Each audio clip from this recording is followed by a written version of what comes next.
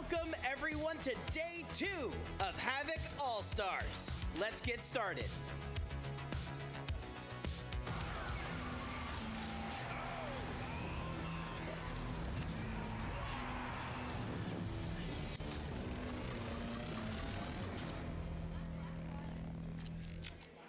Hi, hello, welcome to day 2 of Havoc All-Stars. My name is Disko. This is my wonderful wife and co-host, Lindsay Bear, and we're so excited to bring you back here for day 2 of Havoc All-Stars action. We're not only celebrating our 5th birthday, basically here, we're also here to celebrate bots of the past, the present, and maybe even the future. That's right. We're taking a look at the entire 5-year history. We brought in 36 robots to help us celebrate that. And let's take a look real quick at all of the action that happened in day 1. So right off the bat here, we're seeing all of the magic smoke. We're seeing fire. Things got hot, hot, hot. Maybe the hottest we've ever seen it here at NHRL.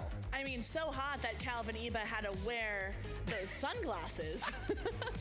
Oh, and then we saw Dutch Oven, who not only did a number on its opponent, but did a number on Cage 3 like we had never seen. There used to be an iPhone in that corner, and look at the lights. We had screens melt and the side walls, and oh God, it was insane. Oh, and then we had Red Storm coming in and doing a 330-pound deadlift. But let's go ahead. I mean, all of that to say, we also had a devastating hot dog robot. That's right. Soggy Mustang, a.k.a. Raw Dog, came in. That's the incredible minds behind the open sauce crew that are joining us here at Havoc All-Stars. And they brought a 100% all-beef bot to come, and it went head-to-head. It was a slugfest. It was delicious. It was disgusting, and I loved every second of it. All right, so that was yesterday. Let's take a look at what we have in store today, because we got a lot of good stuff coming up. This is day 2 of 3. So this is the final round of the group stages. This is when also the knockout stage will begin once we wrap up group stages. And then the quarterfinals will begin tonight. So at that point, it is win to stay in. If you get knocked out, if you tap out, if the judges don't agree in your favor, you're gone. Yeah, that's it. Do or die. Do or die. The stakes are high.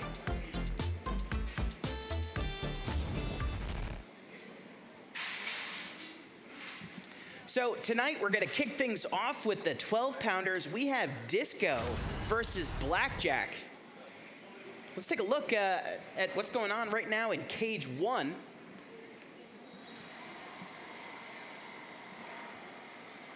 Now, we got, this is obviously going to be a slugfest. We heard from the builders. They have some strategies going into these fights. Let's hear from one of them now. Our next match is against Blackjack, and this is how we're going to beat him. I'm going to dance around a little bit in the arena. Going to try to get around to his side, try to take advantage. Maybe he might use forks, try to get him stuck in the floor, and then capitalize on that. So that's a strategy coming out of the Disko camp, but Blackjack's not going in blind either. Let's hear from Blackjack.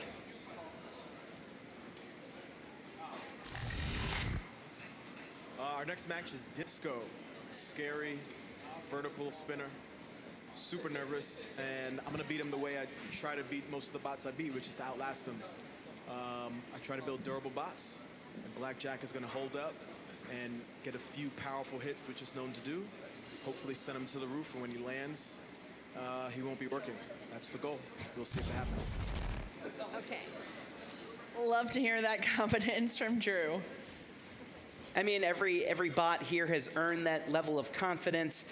And, you know, here at our first 12-pound fight, whoever takes this match is going to end up at the top of the spot of Group A, meaning that we're going to have a great seeded... 2, 1. Fight. Robots fight. Let's get started. Disko, Blackjack. Going head-to-head there. Didn't seem to get a good bite on either one of them. See the two little mini-bots trying to keep up. The wedges on both bots really doing a good job of keeping the other at bay. but also keeping the weapons from being able to touch each other. Oh, I'm already hearing some counts. It looks like there's a pin on Blackjack. And that's really what those mini bots are good for. They are able to high center bots, get in, be a nuisance, and kind of prevent you from going, wow! Oh, huge head-to-head hit. And suddenly it's a lot quieter in the box. Disko upside down, Blackjack dazed. The mini bots are trying to step in. Oh, we have potentially a double no motion. All right, there is a little bit of motion, not very controlled. Obviously, it's on its head. This is not where Disko wants to be. Wow.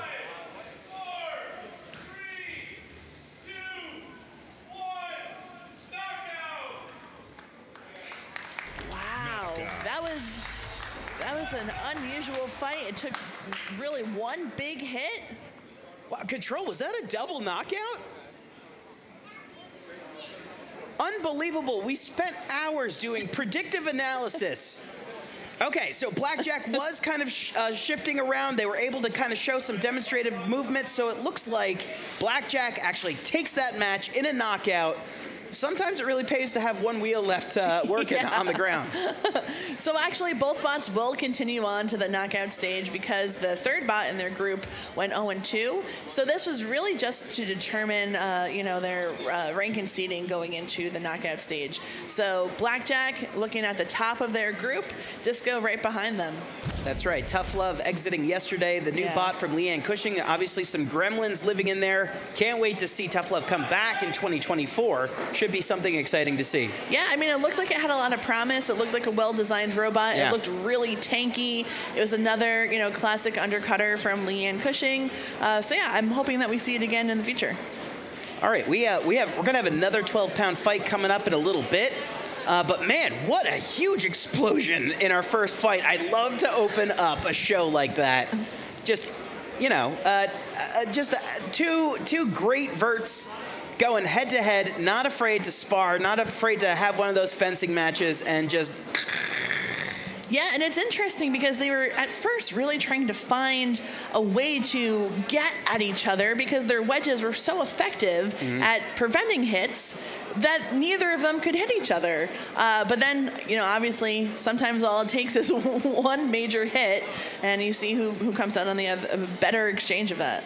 Two more bots not afraid to deal out some big hits. Coming up, we have Maximizer versus HoneyShock. There you see Maximizer. Oh, and it appears that it has adopted some eye technology on there. It was working really well for Dutch Oven yesterday, adopting eyes. So I think Jake took a page out of that notebook. So this is actually do or die. Yeah, that's right. So a lot is riding on this. Both of these builders have a strategy going into this match. Let's hear from Jake and Maximizer. Next up, I fight HoneyShock. HoneyShock has a massive wedge, so that allows me to run my forks, get underneath of him, and hit my shots. HoneyShock has had a ton of improvement this past year.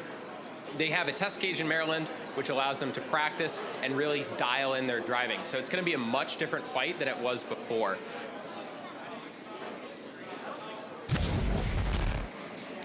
Yeah, I mean, the team, every robot for HoneyShock, they have a new cage that they're able to get from NHRL grant money. And so they are in there every week, sometimes every day, practicing their drive, working out the gremlins of their robot. So Jake knows that his opponent is really well prepared. Yeah. So going into this match, HoneyShock has a rebuttal to Jake. Let's hear from Team HoneyShock. So my next fight is against Jake Hoffman with Maximizer. We fought once before, and unfortunately I lost, but I have specifically designed some UHMW armor around both sides and back of my robot to specifically counter his little swing attack. He's going to be basically forced to go weapon on weapon, and I think I can take him out. Kind of Sombra showed that if we flip him around and just keep him in the air and toss him around, then he may fail and we may come out successful. So I'm going to basically try to push him against a wall and keep him in the air as much as I can. All right, both teams have a strategy going into this, and they're going to be going full send. This is an elimination fight here in Cage 4. Maximizer, HoneyShock. 5, 4, 3, 2, 1. Fight, robots, fight. All right. Here we go. Oh! Maximizer delivering that kind of Thagomizer style side swipe. Both of these Roboteers are hungry for the win. Oh, I see a slice of something going flying. A good bite into the side of Maximizer. It looked like Maximizer's weapon has maybe taken some damage, but it's going back to full speed. He's now flipped upside down, but because of HoneyShock's weapon is also offline, Lindsay. It doesn't look like, or at least it's struggling to spin up. I think I might have seen a belt issue, and now it's high-centered on, I think, its own mini-bot. But Maximizer is still very dangerous. Its weapon is working. It is inverted, which makes things a little bit more difficult. You can't deploy those forks the way that you need to get under your opponent. And HoneyShock is going to use every inch of that front plow to keep controlling this match and not letting Maximizer get an advantage on him. Yeah, absolutely. And Maximizer does have a plan for how to flip itself up when it is inverted like this, but only when the weapon is spinning. So he's in a really tough spot right now. That wedge on HoneyShock pinning Maximizer against the rail. This is not where Jake wants to be.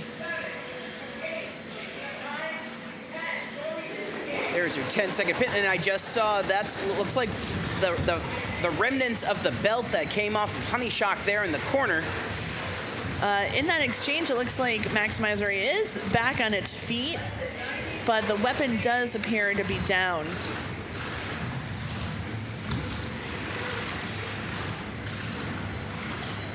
And now it just becomes the tail of the wedge versus the fork.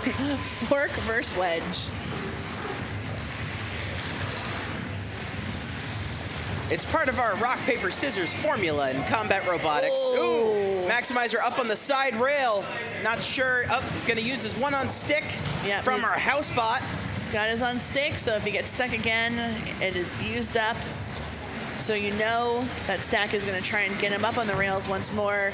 Oh! And HoneyShock is inverted on the side rail. Coming up on just 30 seconds left in this match. So glad you could join us for Havoc All-Stars Day 2. Make sure to hit that like and subscribe button so you can see more of this stuff throughout the year. I don't know if HoneyShock is going to be able to come out from this. The mini-bot trying its hardest to flip itself over. This is not the way that you want to go into a judge's decision where you're not able to correct yourself and you're inverted for such a long period of time at the end of the match. But we're in our last few seconds. The loser of this match is eliminated. And it's going to be going to the judges to determine who moves on, who goes home. Wow. I don't know if either builder really imagined the match was going to go that way. They had a lot of plans, a lot of hopes going into this, but let's take a look at what happened. What did we just see? There we saw that great side bite into the side of Maximizer. Now, for most of this year in 2023, Maximizer has been an incredibly reliable robot, but it's been having some gremlins lately. And I know it's gone through a huge metamorphosis since its initial debut, going with an all-new weapon system, an all-new motor setup. It's incredible. If you follow Jake Hoffman on YouTube, he has a great build diary that shows his whole iterative process. It's a fantastic watch. Here we see both bots are making their way back over to the door, where we have our own safety protocol to make sure that it's safe to go in there and disable your bot, turn it off, so you can bring it back up into the pits, because one of these bots is going to go for some emergency trauma surgery, and the other one is going home.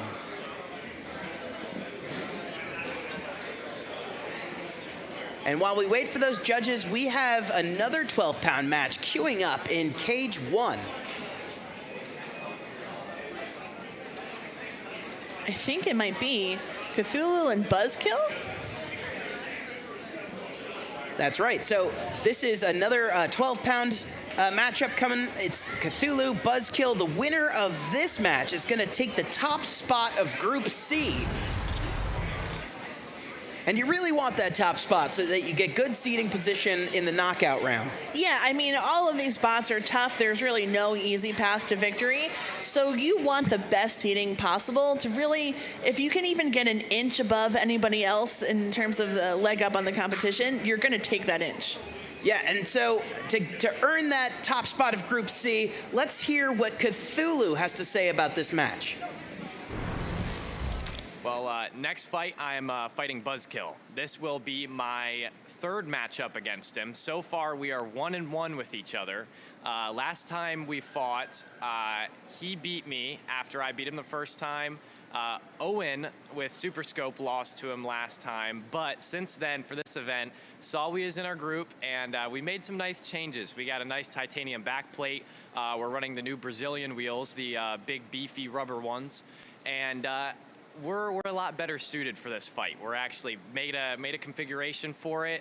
I'm feeling like I'm trying to play his game, gonna be more defensive in the middle, kind of take king of the hill, and just try to survive, you know? That's all it is. It's a defense game with this, so hoping to do well, though. So that's one of the Coakley brothers, part of that Ohio tidal wave that has washed its way over to the East Coast here in 2023. Two impressive brothers. I heard that there's a third brother out there in the wings somewhere, perhaps going to build one day. Can't wait to see a trio of Coakleys. We have a judge's decision. Oh, wow. So unanimous for HoneyShock, but it was razor thin.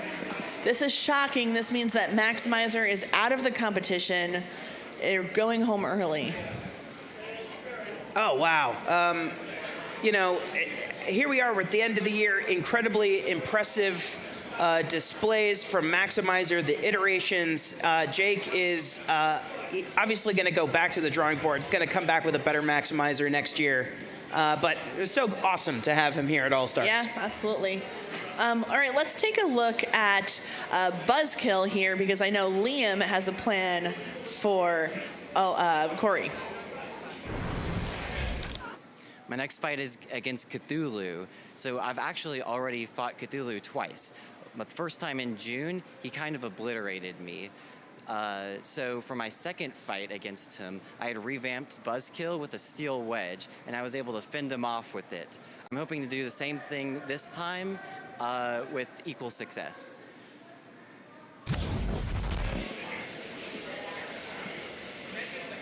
Gotta love an All-Stars rematch.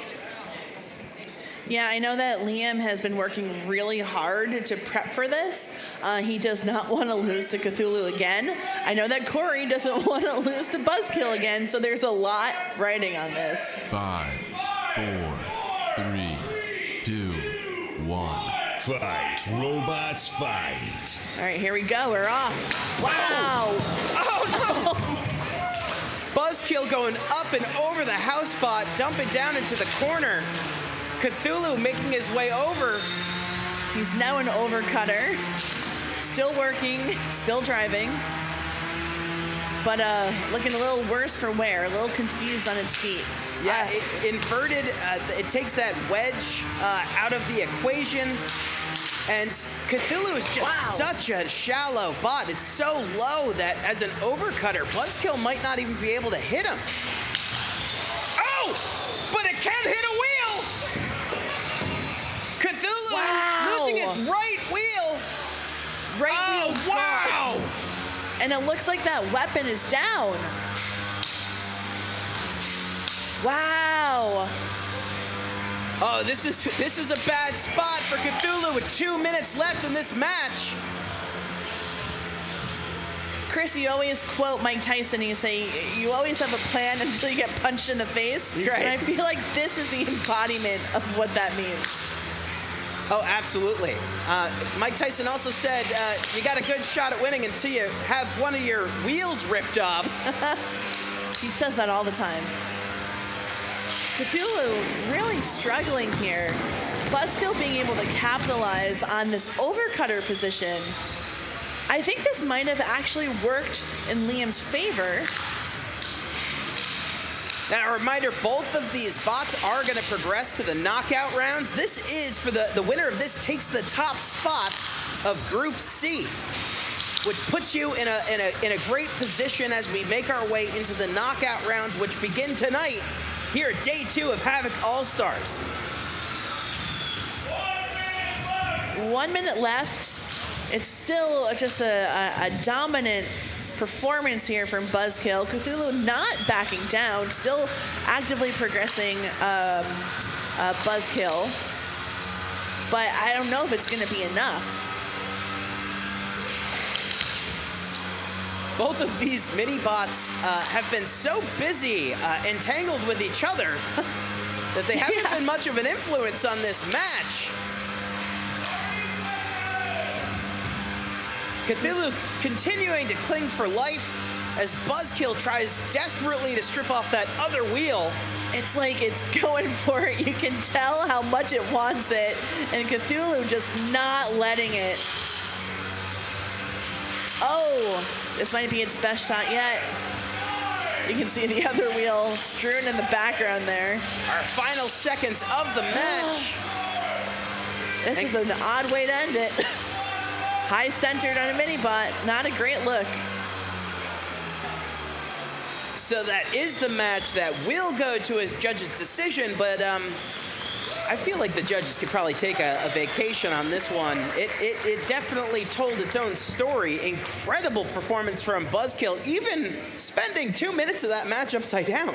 Yeah, you will never know how it would have progressed if he had been right side up the whole time, but you have to think maybe it worked in his favor. He was able to get that wheel. He had some really great angles. Yeah, I mean, it was... Here, let's take a look at the replay. We'll probably see that moment that Cthulhu had one of its wheels stripped right off by Buzz-Kill. There's Buzz-Kill initially taking a short flight through the cage, and then here's that moment, I believe, where that wheel just gets stripped off after Buzz-Kill gets inverted, and now it becomes an overcutter. Right here. Boom! Oh. There it is.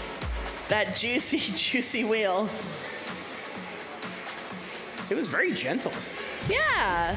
You know, he's going to disembowel your wheels, but he's going to do it nicely. He's not a savage. Right. So as the judges deliberate, I'm sure we'll hear from them very soon. We have another match coming up. We'll get probably loaded up in Cage 4. It's going to be really exciting. Oh, man, what a blast. Yeah, this is great so far, and I just like... I love that for this particular event, the builders were able to kind of anticipate who they were going to fight. They had the matchups, ahead of time. They could kind of extrapolate from there. So you see a lot of these builders are going to say that they have plans, they have configurations, they have specific strategies for how to fight their opponents that maybe in other competition where we have a lot more bots, it's a lot quicker, like they're not going to have that luxury. So this is really interesting to see the minds of, how they're really going to go up against each opponent. All right, we're heading over to Cage 4 where we have 2 more 12-pounders loaded in. This is Saiko versus Minor Threat 5. Let's hear from Jameson Go and Saiko about his plans for Minor Threat 5. My next fight is against Minor Threat 5. Minor Threat is known for having a huge weapon. It can punch opponents to the ceiling. It can punch itself to the ceiling. And what I want to do is not get hit by that weapon. I know that wielding such a large weapon means it typically has some gyroscopic stability issues. My plan is going to be using Saiko's maneuverability to get good position on Minor Threat 5 and pick at it until we can win at least on the JD. I think that would be a good fight for us. So that's one of the greatest of all time, Jameson Go. But up against Jameson Go and Saiko is Minor Threat 5 and builder Luke Grill. Luke, a man of many words, what do you think about fighting Saiko and Jameson Go? My next fight is Saiko, and I'm going to do what I tried to do 7 years ago, hit him right in the weapon as hard as I can, and see what breaks. Blackjack and I are all-stars. I mean, you can't argue with that. It's a strategy. It's a sound strategy. I'm gonna hit his weapon as hard as I can with my face and maybe break it. 5, 4. This, 3, folks, is an elimination fight. The loser of this is going home. The winner will move on to the knockout rounds. This is actually only an elimination if Minor Threat 5 loses. Saiko's only had one fight so far.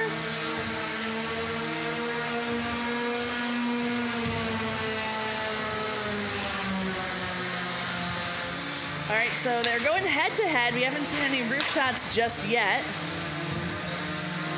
They're still kind of figuring each other out, going weapon to weapon, just like Luke had tried to anticipate. And now Saiko is not where it wants to be, but Minor Threat 5 slams into it anyway. Just part of that strategy. I mean, you don't want to let Saiko and Jameson go. Have an opportunity to kind of rebound and reset the match. You got to be on top of that bot, and you got to keep hitting. All right, it does look like one drive side is struggling on Saiko. Minor Threat 5 trying to capitalize here. Oh, and getting caught on its own forks briefly.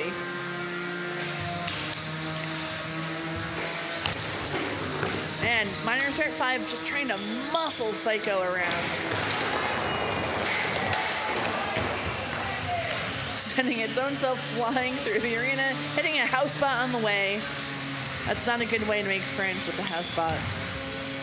So I have got confirmation. The loser of this match is eliminated, as they wouldn't be able to acquire the points to move on to the knockout rounds. Wow, okay, so that is really interesting.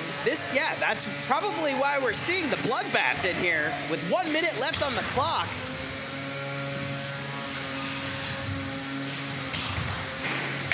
Wow, and you have to think that Minor Threat 5 is just, they're winning every exchange here. They've clearly caused a lot of damage onto Saiko.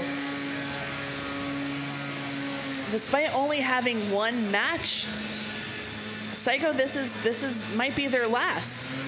Their second and their last. Wow.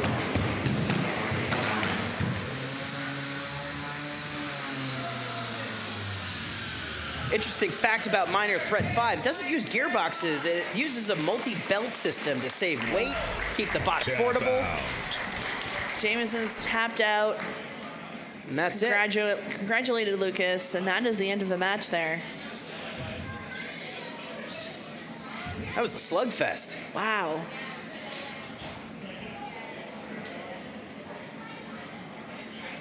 Redemption for Luke Rell and Minor Threat 5 after a really brutal fight against Bobby earlier yesterday. Let's take a look at the replay here. At first, they were going head-to-head, not really getting a lot of big fights on each other, and then Minor Threat 5 really was able to change the tides there. Got some great hits, saw some smoke come out of Saiko. I didn't catch that in the first go-around. So that means that Bobby and Minor Threat 5 graduate from Group D into the knockout rounds, which begin here tonight at Havoc All-Stars.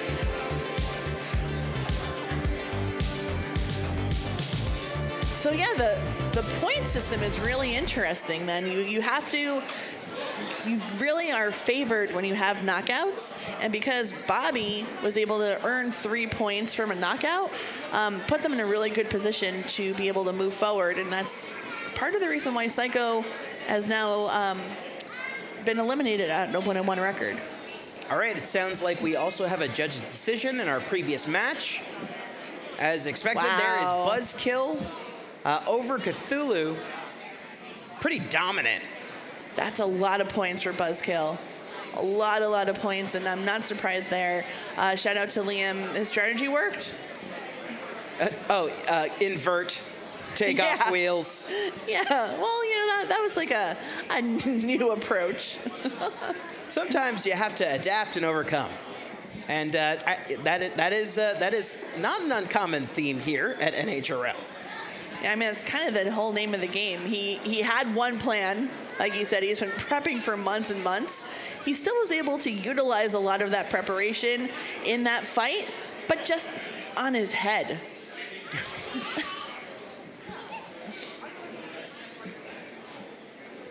All right, so I'm hearing it. That means that we have completed the 12-pound group stage. The bots that are making their way into the knockout stage that begins tonight, that is now solidified. All right, so that means with 12-pound action wrapped up for the moment, we're going to move into something even a little bit heavier. We got 30-pounders coming up, and we're going to kick things off with Little Rip. Let's hear a little something from Builder Anna and Little Rip.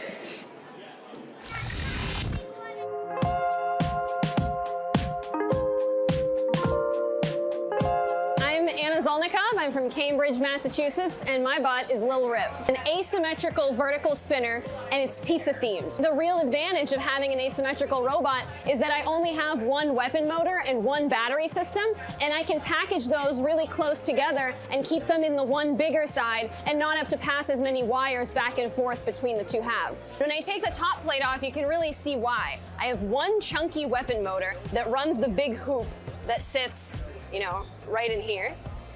And the batteries sit in the pocket right here, and they kind of balance the weight of the hoop. So all of the wire paths can be really short from the batteries to the weapon motor, and then from the batteries to the different drive sides.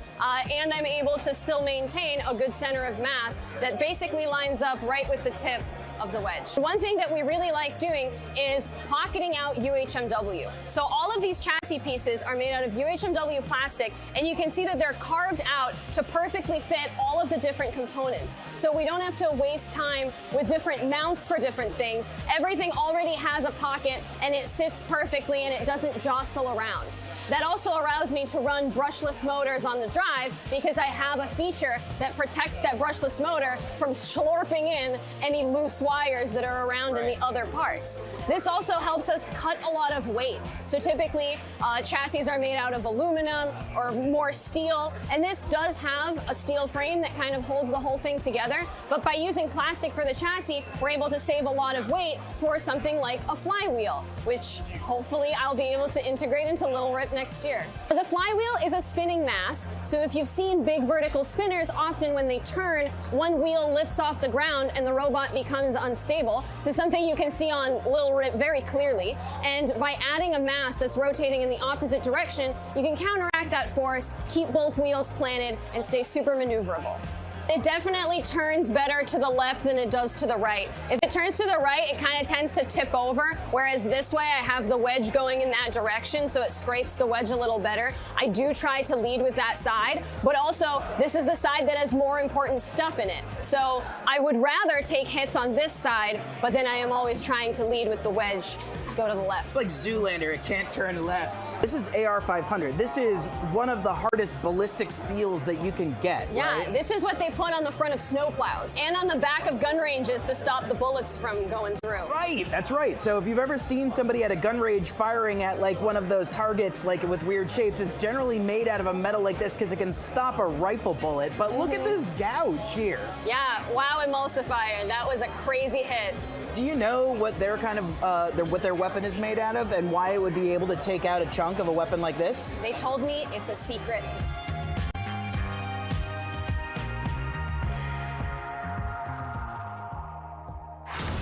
So that's Anna Zolnikov and Little Rip, brilliant engineer, and here we are in Cage 1 where Little Rip is going to go head-to-head with the bot flipper himself, driver of the year Kevin Milcheski, and Red Storm in the pink corner. 2, 1. Fight, robots. Oh, wow, here we go! Of course, the box rush from Red Storm. That mini-bot was just collateral damage. He's now Oh my taking goodness! shards off the rail. Kevin and Red Storm introducing Little Rip into the side of the arena. Oh, my goodness. Lil Rip high-centered on some wood. So if Red Storm wins this match, it's going to go on to win Group C, and Little Rip is in a tough spot right here. Little Rip needs to win by knockout to progress. If it goes the full 3 minutes, if it goes to that judge's decision, it's going to go out. Wow. All right, that's a pin. So that means that there's a little over 2 minutes left for Anna to turn this around and deliver a huge hit on Red Storm, because we know that Red Storm is built to take big hits. But here's the thing, Red Storm can use all of its control, all of its aggression and driving. Oh! But if Lil Rip is able to land a really good hit on Red Storm, especially on those claws, it could be all over. I mean, it's one of the largest wingspan horizontal or vertical spinners that you really have in this weight class. It's got a lot of throw. It can deliver a ton of energy into its opponent.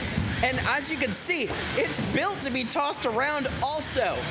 Little Rip is one of those bots for a vert that spends a lot of time kind of with that hardcore chaotic energy flying around the cage. So it's built. Oh! With the suplex, Red Storm. Full suplex. But that weapon on Lil Rip is still going. As long as that weapon is going, it is a threat. That is impressive. But it's now stuck. It is doing the thing. Little Rip is doing the thing in the corner. For those of you out there who are new and don't know that language yet, doing the thing means that the thing that you don't want your bot to do, it's doing it. That's the thing. And, oh, Kevin! Kevin, no. Don't you dare! He's just taunting Flo at this point. Oh, come on. Kevin! Kevin, no! Kevin, no! Don't! Kevin, of course, Red Storm. A 30-pound bot that is capable of lifting and flipping our 330-pound house bot. And it seems like 2023 is just Kevin's year of the deadlift. Hey, he can do it. Why not? Last night, he took a 330-pound house bot, and dropped it on its opponent. Here we are, final 10 seconds left in the match. Ooh. So there you have it.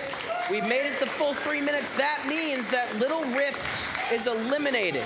Even if they managed to pull out a judge's decision, which frankly I don't think they were going to after that match, it wouldn't be enough points to garner them to move on. And with that, Little Rip, like you said, has been eliminated. Red Storm continues on. Let's take a look at this replay. There's that box rush. Wow. Pepperoni flying everywhere. Wow. And there's Red Storm introducing Little Rip into the side rail. Do you like wood shavings on your pizza? Of course. Tasty. I had wood shavings in a hot dog yesterday. Oh. Courtesy of Soggy Mustang. Yeah, that was something to forget. I'll never forget. All right, we're already loading into Cage 4, where we have our next 30-pound matchup. Let's see who we got. Oh, wow. So we have Vorion versus Disinformation. There you see Disinformation there with the large drum. Coming in from California with builder Ray Billings. Now, I have some good news. Yesterday, I mentioned that Ray, in the frenzy of packing, he forgot the box of spare parts that he needed for this competition. However, the good news is that he was able to overnight it. He has received it. He got it this morning, and he's been able to make use of it. So love to see that happen. But Vorion's a big opponent. Let's hear what Ray is thinking about this matchup with Brandon Bennett Young coming up. I'm fighting Disinformation next, and I think if I can snipe the chain on the end of that drum, I should be able to take him out. Right now, I'm worried about tip speed. If I can go faster than he is, I can pretty well control the match and then aim where I want to. So that was Brandon Bennett Young and Vorion. So Brandon Bennett Young, obviously one of the best builders that we have here, is just one of those grinders. let's hear from Ray Billings, builder of Disinformation. Disinformation fights Vorion next. Me and Brandon actually have a history. We'd fought previously, and I was able to come out on top in that particular match. So I know that he's looking hard at getting some revenge here. He really wants to get this particular match. And it's a really tough matchup. They're both plenty of energy, and the robots are they're both gonna hit really hard. We've been fighting with the robot all day today, trying to get everything running. So I'm just hoping we get in the arena and we have some big hits and we put on a good show. There's Ray with his mini-bot driver, Johnny Sumpas. You might recognize Johnny from Young Builder Award recipient of this year. Young Builder of the Year. Brandon looking 5, so calm and 4, collected. 3, 2, 1. Fight, robots, fight. I know that Ray was still experiencing some teething issues with Disinformation. Let's see if he got them figured out. But right now we're seeing some big hits and a little bit of control here from Vorion right off the bat. Now, either way, both of these bots will advance to the knockout stage. Wow! So both these bots will advance to the knockout stage unless they both just obliterate each other. Looks like Disinformation on one hand having some issues with the drive side, Vorion having issues self-righting itself. We've seen a lot of one-hit, big-hit scenarios that just kind of left the other robot a little bit stunned. Brandon calls in his one unstick from Fluffy, who's not the most nimble house bot, and is desperately trying to flip. There we go. Vorion back on its feet. Very mobile and still a very active weapon. Wow. And there's the belt of Disinformation, or was that Vorion? I don't even know. Both weapons are down. Both are spinning. Their drive affected. Wow. And Johnny with the mini-bot still able to pursue Vorion. Now he's on his head. It's all on you now, Johnny Bahama. Very limited mobility from both of these bots. Weapons are down. Johnny going flying. And now for the next minute and 10 seconds, it's going to be a lot of very crooked pursuing. This is the synchronized swimming portion of the night. It's a very choreographed dance.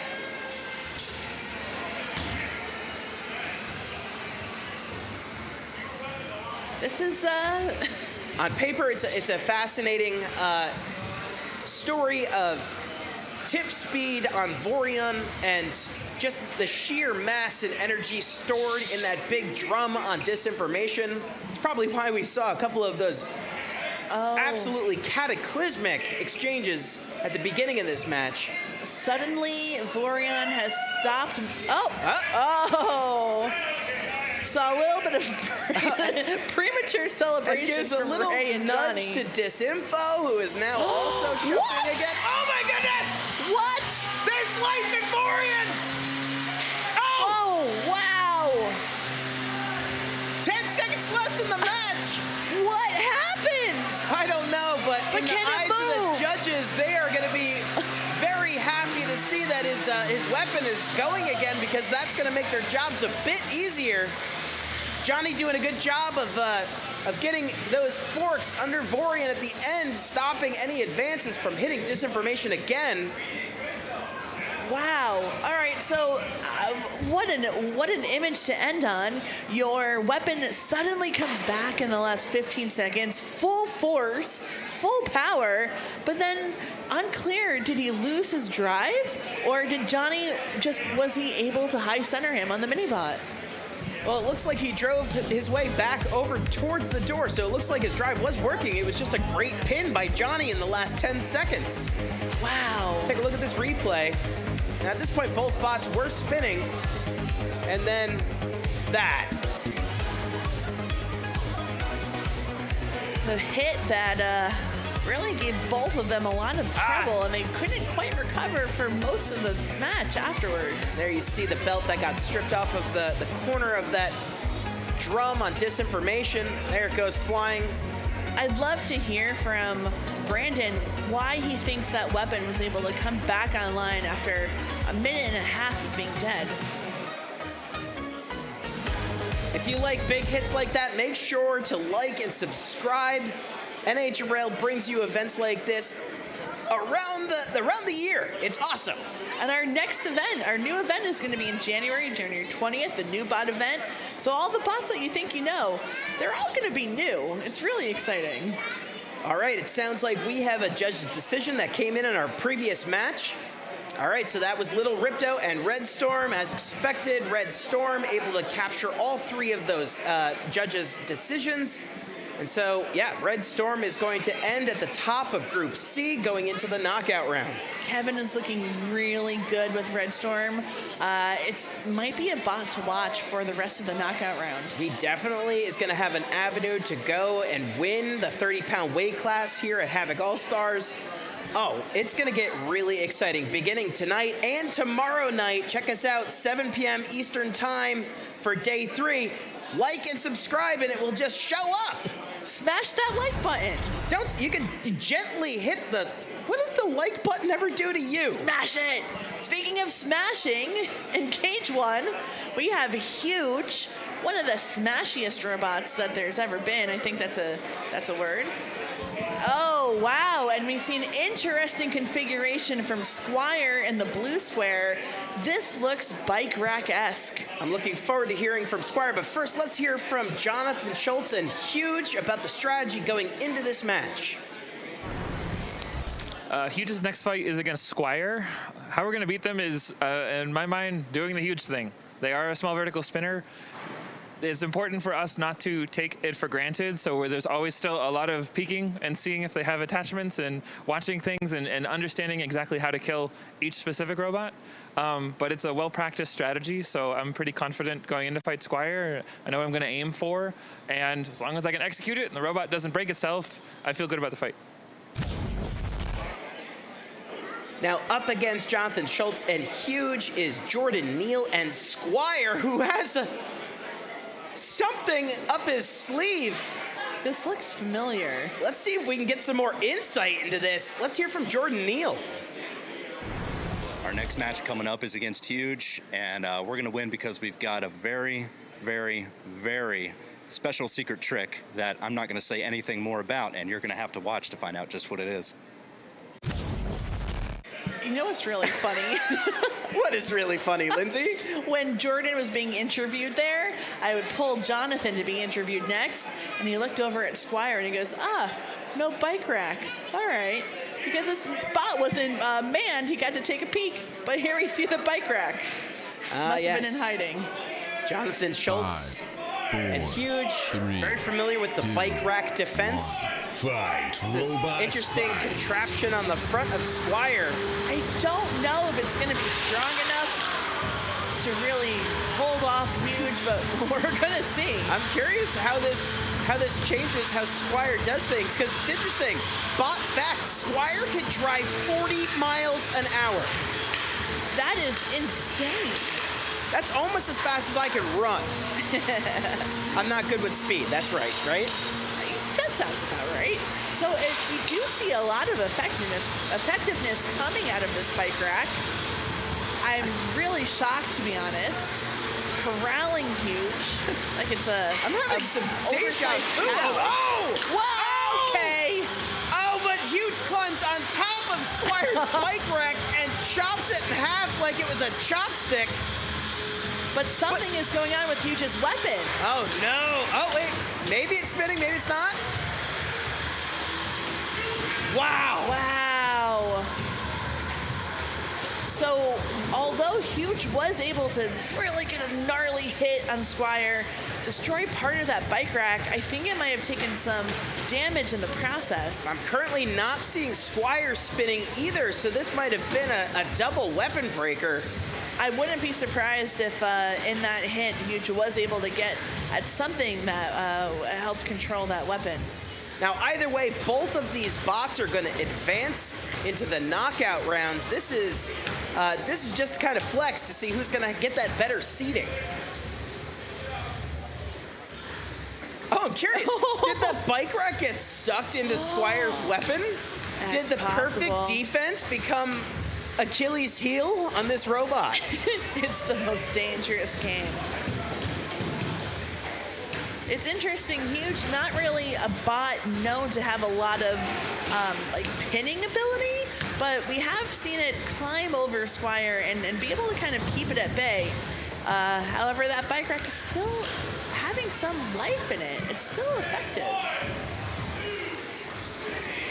Squire landing a quick pin here in the corner on Huge. Huge dancing its way out, though. Doesn't get the full 10 seconds.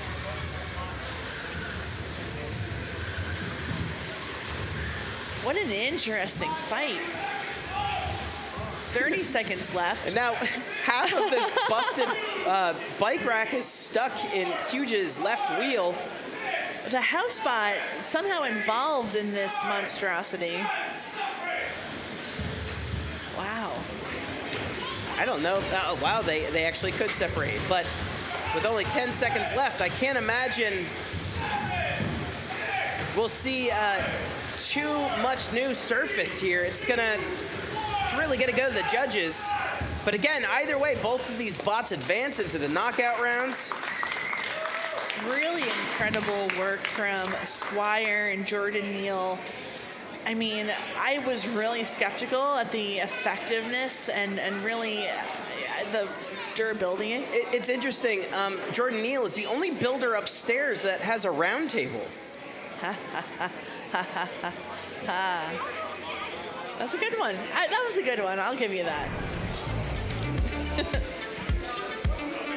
All right, here is the replay where we see Huge climbing up over the bike rack and cracking it in half. But it was probably in this moment when both of these weapons begun to spin down and it became more of a push and pull match between these two bots. I'd love to know what happened. Was it a matter of the bike rack jamming the weapon? Was it a matter of that hit from Huge disabling it? I'm not sure.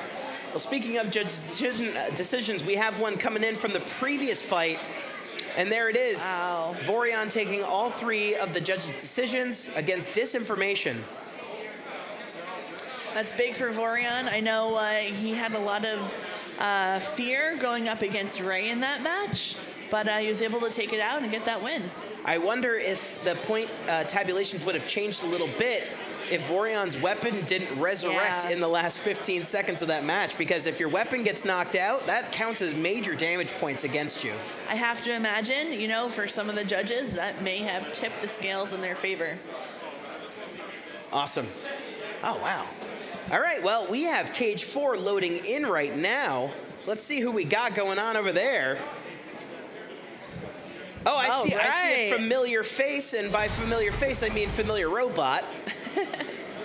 We've got Knockoff White from Adam Wrigley, and we have Yahoo being driven today by Pete Chad Covert, also known as Pete Covert. I believe Yahoo did not actually fight yesterday. Instead, took a win based on a prior match tap out or something like that. But let's hear from Yahoo. Okay. My next fight is up against Knockoff White. We fought them in November during the championship. It's a really close fight. We ended up winning just because of an electrical issue on their side. I'm hoping to have a more definitive win this time and really take that hammer out, get under them, maybe flip them over a few times and see if we can get the win. Chris, I have something very exciting to share with you. Yes. Do you see the mini bot for Yahoo? Yes. Do you see its driver? Yes. That's Kelly Biederman. That appears to be our CEO. That is the CEO of NHRL, currently driving a mini bot next to Pete Chad. So that's Kelly Chad. That's Pete Chad driving Yahoo Chad. This is Kelly's debut as a driver. She's been practicing for months. She's been practicing until her knuckles bleed. She is ready for this. She's got the stance. I'm frankly just thrilled to see it. All right, and up against Yahoo, we have Knockoff White. Let's hear from Adam Wrigley, builder and driver. Yeah, so next up, we're fighting Yahoo. We're really excited for this fight because this is a rematch of our fight in the championships. We were doing pretty well. We thought we were dominating the fight, and then our robot just shut off. We ended up getting counted out with 2 seconds left. So we're excited to go right back out and do exactly what we did in the championships, but without it turning off at the end of the fight. So we're going to go out, be aggressive, and just keep firing that hammer. It should be a pretty exciting fight. You know, we both know we're in the tournament, so that's exciting, and now we're trying to figure out where we're going to be ranked. It's a good strategy going in.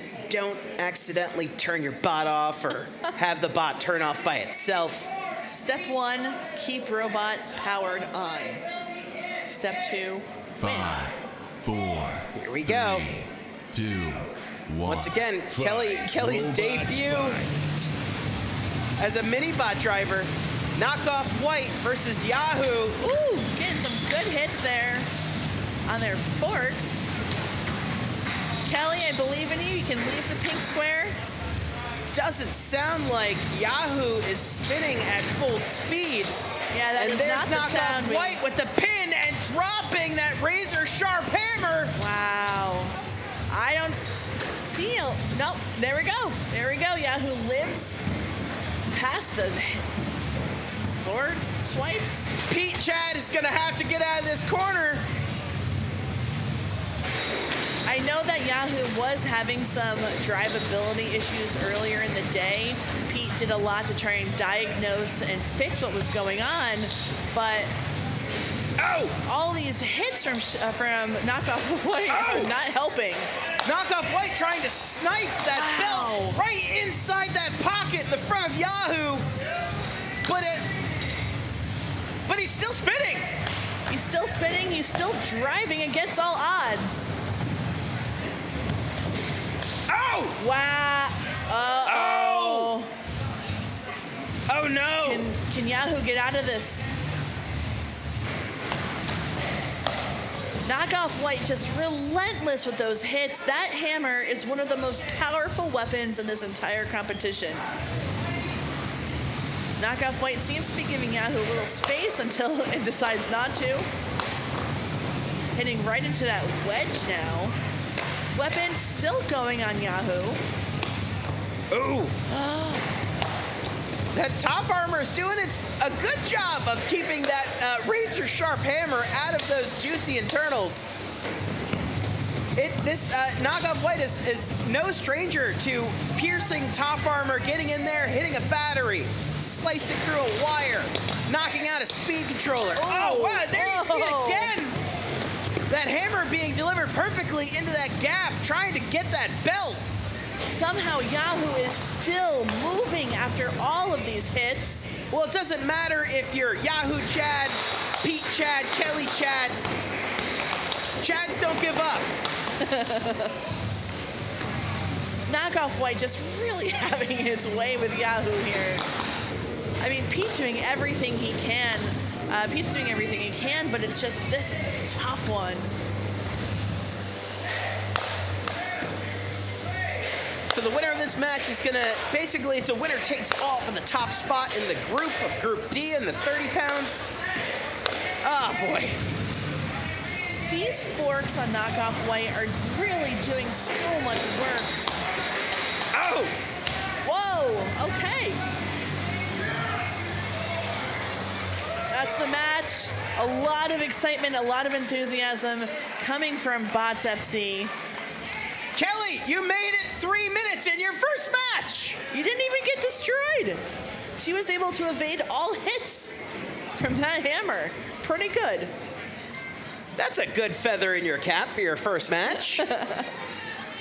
So that one will go to the judges, but I don't think it's a real mystery there who won that match. So it's very likely that coming out of this, that Knockoff White will move on as the top spot in the group, and Yahoo is also moving into the knockout rounds. But geez, look at those perfect deliveries from Adam and Knockoff White.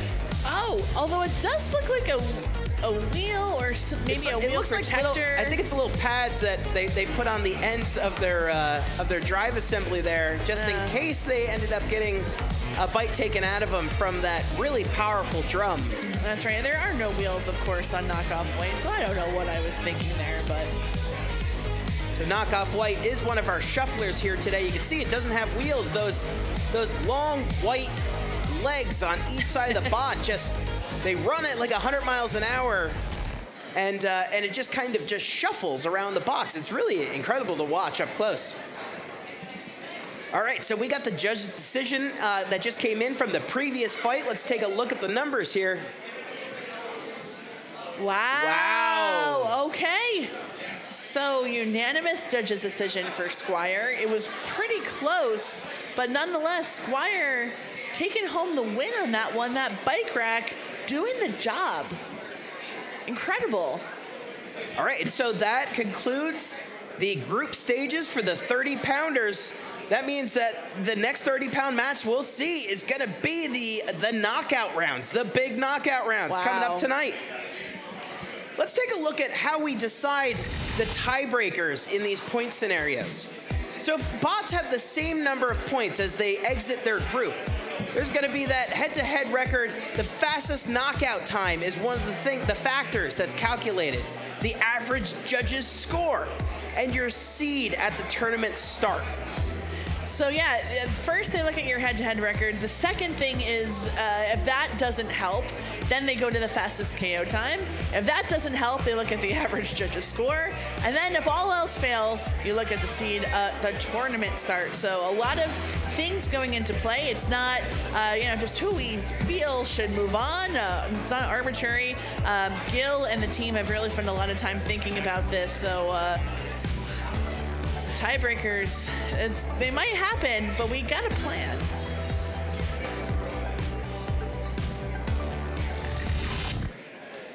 There's 3 of us here now, Lindsay. Hello. So who are you? Have we seen you here before? No, this is my first time. Yeah. No, I cannot believe I'm here right now. This is crazy. This is the 2023 Young Builder of the Year, Johnny Supas. The Johnny Supas. Put your hands together. Let's just embarrass him for the rest of the night. No. Recently, we did our NHRL awards. We gave out a ton of awards for all different categories. And Johnny, you have one of those names that comes up a lot. Oh, that is so nice to say. Yeah, I'm shocked I even got one. I mean... And he's humble. Unbelievable. Yeah, I mean, I just come here to have fun.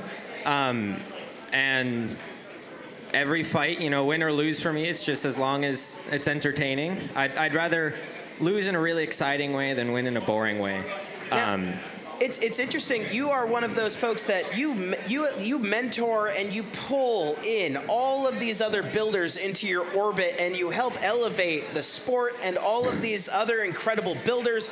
But it's interesting. In this tournament, you have a monumental mentor here. You have the king of kinetic energy, Ray Billings, one of the most recognizable names and faces in the sport. How did you land this gig? Long story short, Bunny. A couple events ago, Ray needed a mini bot, and Bunny was like, I know someone. Johnny's here. She shipped me 2 Peter Bar kits for free. Just like, take these, go with Ray.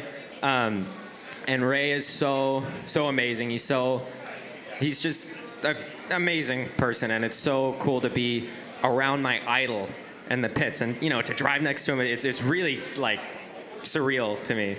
Well, Johnny's going to join us here for a little bit as we move into Cage 2, where we have some 3-pound bot action coming up. Monkfish, are you ready? All right, we see Monkfish here in the pink corner. 5, 4. Wow. So there's up against Synthesis in the blue. Fight, robots, fight. So this is a major rematch from an event 2 months ago. where Synthesis basically powered off in the very beginning. So it really wants to prove to Monkfish that it has the power and capability of winning here. Monkfish, however, has already lost its first match, of course, against Dutch Oven. Wow, that little Peter Bar mini-bot is causing a lot of chaos. I mean, that thing can really just slide on this. Wow! Wow!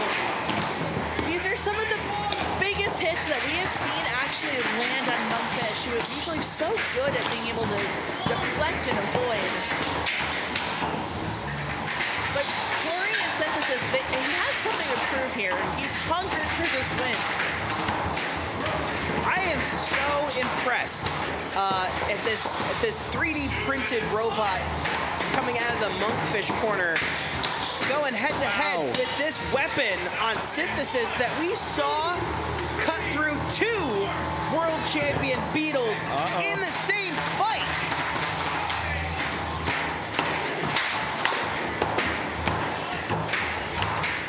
These are some of the biggest hits I've seen so far of this tournament. I mean, oh, and there's the mini-bot again. So this is a high stakes match. So the winner of this match is going to move on to the knockout round. The loser of this match is going sayonara, see you later, going home.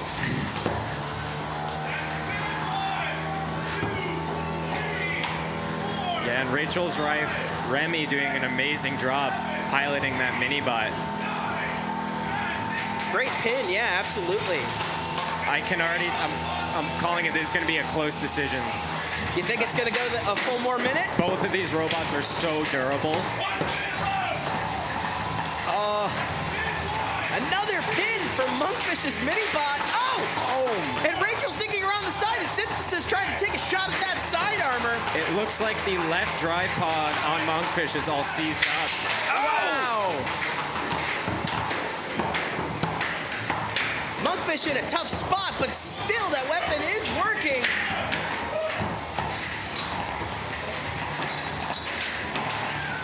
Johnny, you build horizontal beetle weights. How on earth can someone make a horizontal that resilient? I don't know, because I can't. Oh my goodness! I mean, the fact that both of these robots are still functioning right now is absurd. Wow. Wow! There's Corey. Rocking the Team Pandemonium shirt. So this will go to a judge's decision. A reminder, you know, whoever wins this is going to move on to the knockout rounds, and the loser is going home. Let's take a look at this replay.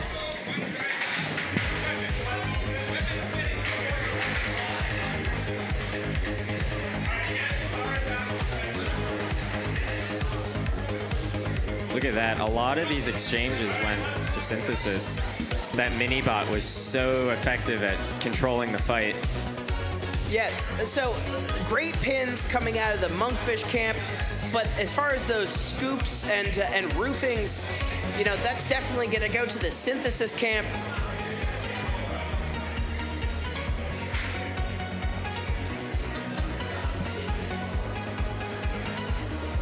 Synthesis did a really good job of kind of corralling Monkfish into the corners, not letting that horizontal do what it does best.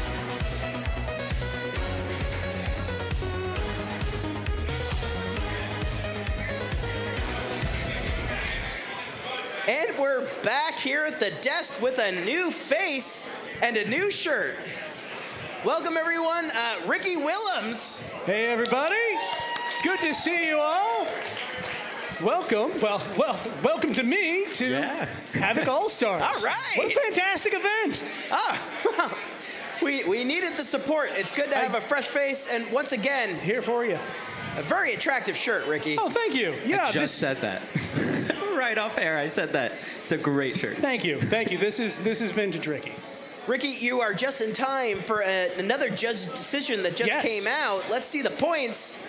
And there it is. As expected, knockoff White That is a decisive victory for Knockoff White. I saw a bit of that fight. They were doing a fantastic job with control and just landing some impressive hits.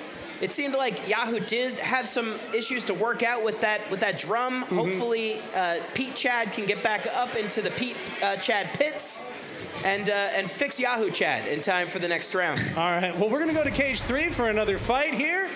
Oh, I see some italicized tape. And you know what that means, folks? That means we're about to have a fire-based fight in cage 3. This is going to be wild. Let's hear from Droopy.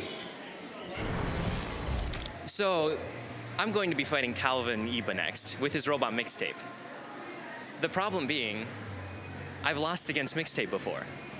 Because essentially what it is just a butane can on wheels that spews a bunch of fire. And what happens when you get plastic that you melt through a little tube to make your part, and you expose it to a giant cloud of flame? You know, last time I lasted probably 20 seconds against him before everything melted in my robot. So we'll see if I can last maybe 25 seconds this time. Oh boy. That's Tommy. And up against Tommy, of course, is Mixtape and builder driver Calvin Iba. Let's hear from Calvin. This should be hot, hot, hot. I fight Droopy with Mixtape next. The goal is to roast his nylon gears. They're very susceptible to flames, so hopefully they'll melt, and then once they melt, he won't be able to move anymore. Fantastic story about to play out here in Cage 3. These are two world champions about to go head-to-head. Yeah, both of these robots have earned their place in spades in All-Stars. And you can see both of them showing up with modifications to fight their opponent. You've got Mixtape with an incredibly large plow on the front to go up against Droopy, and Droopy head-to-toe with aluminum. Oh, look at that flame! Okay, so something to watch. Mixtape's running a wedge. That mini-bot is running forks. That is trouble for Mixtape. Mixtape just wants to stay 3 feet away from Droopy and let that flame do its work on that very soft 3D printed bot. Woo. Oh, wow! Wow! Whoa.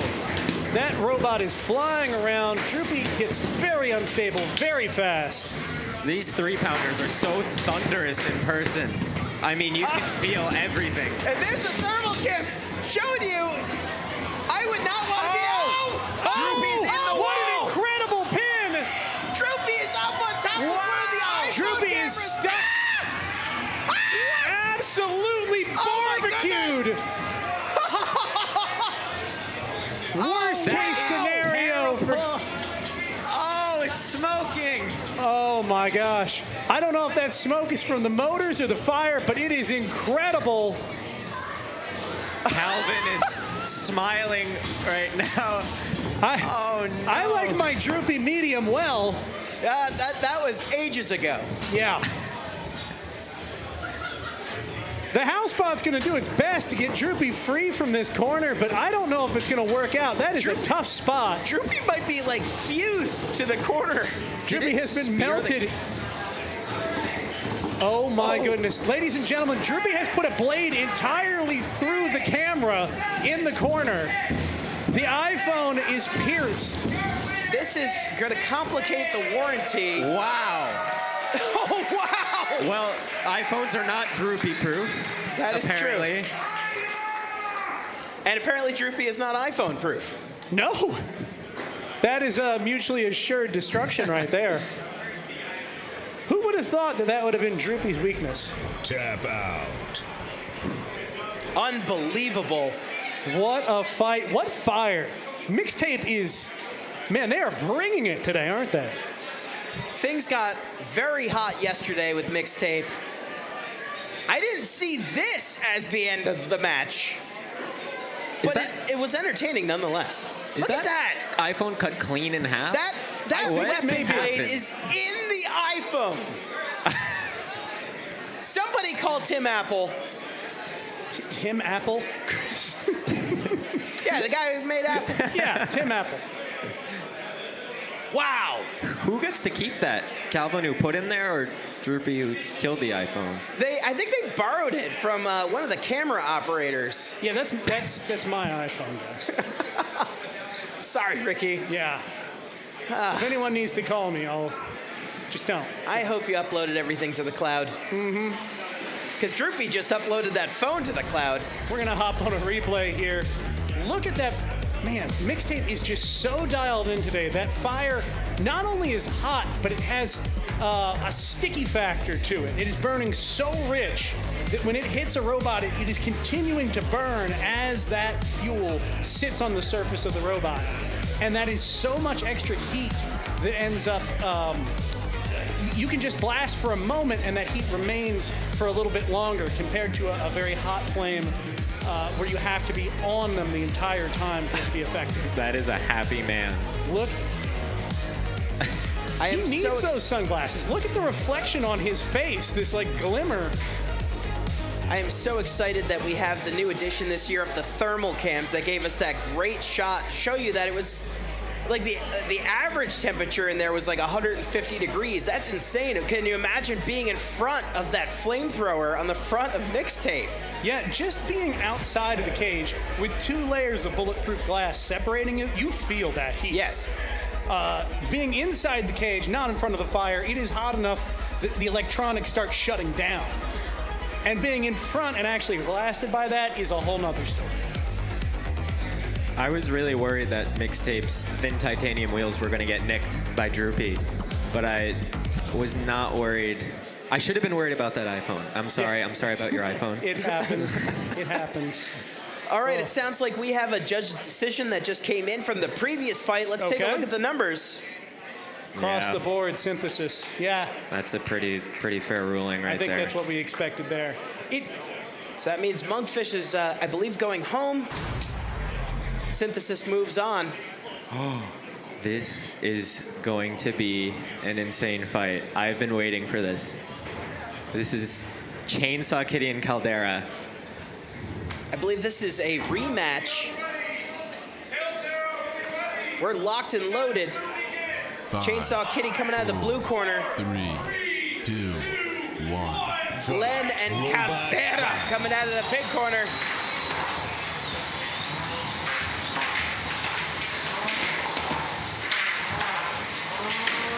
Chainsaw Kitty destabilized early, but a nice recovery. Wow! Look at the power. Chainsaw Kitty. Wow! Oh my! Is the light gone? How is Caldera moving? Glenn knows how to build a bot. Kazaya knows how to build a bot that can destroy bots that are built well. There's the most knockouts of this year. So much energy in these exchanges. You can feel every one of these. Wow.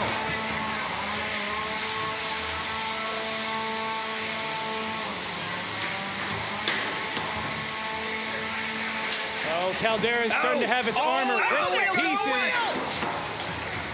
Wow, Brian is driving Caldera's minibot, and he is going overtime. Caldera now is down a wheel, but still relatively mobile. Glenn knows how to use that gyro force that comes out of that horizontal to still operate, even with one wheel, but this is not a good spot to be in. Oh no, Kazaya. Kazaya just biding her time, waiting for that robot to be free. Oh, now look, the mini-bots are fighting. Oh, they're all in the line of fire. We're going to have a countdown soon. Oh, no. Caldera is free off the wall. Chainsaw Kitty going in for just a little gratuitous violence. Oh, no. You can see the countdown on the pin. Robots here only allowed to pin for 10 seconds.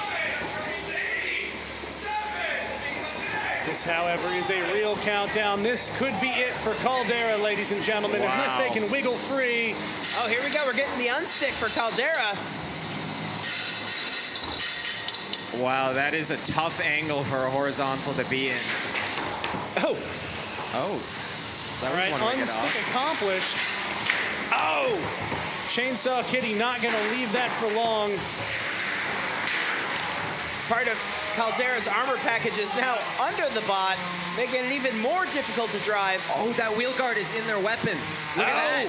Ladies Good and gentlemen, eyeballs, this Johnny. fight is a critical fight for both drivers. The winner will be in the tournament. The loser is out. This is do or die. And right now, Caldera is looking awfully die. Oh. Wow! Huge Yeah, hit. the wheel is Wow. gone! Oh, There wow. are no wheels left.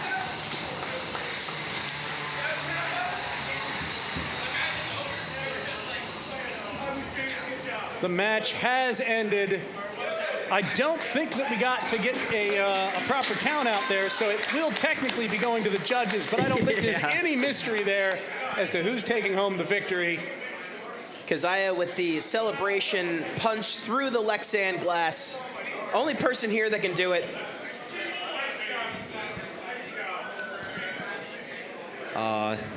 Big hugs. And then you love to see that. That's the best part of the fights. A lot of camaraderie there. I mean, all these fighters are here for the same thing. We want great fights. We want full maximum, chaos in the arena, and darn if that wasn't exactly what we got in that fight. That was 180 seconds of mayhem. Of Havoc, Chris. Of Havoc. That too? Yeah, mayhem. You gotta make a new word for it. It's like Mavic. Or Mayhawk? Hayhem.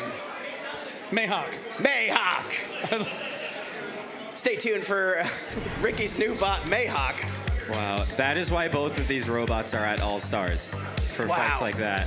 Yeah, and the fact that these robots were largely functional, even Caldera with substantial damage was still very much in that fight up to the last moments. That is just a testament to how dialed in, how well engineered, and how fine-tuned these machines are.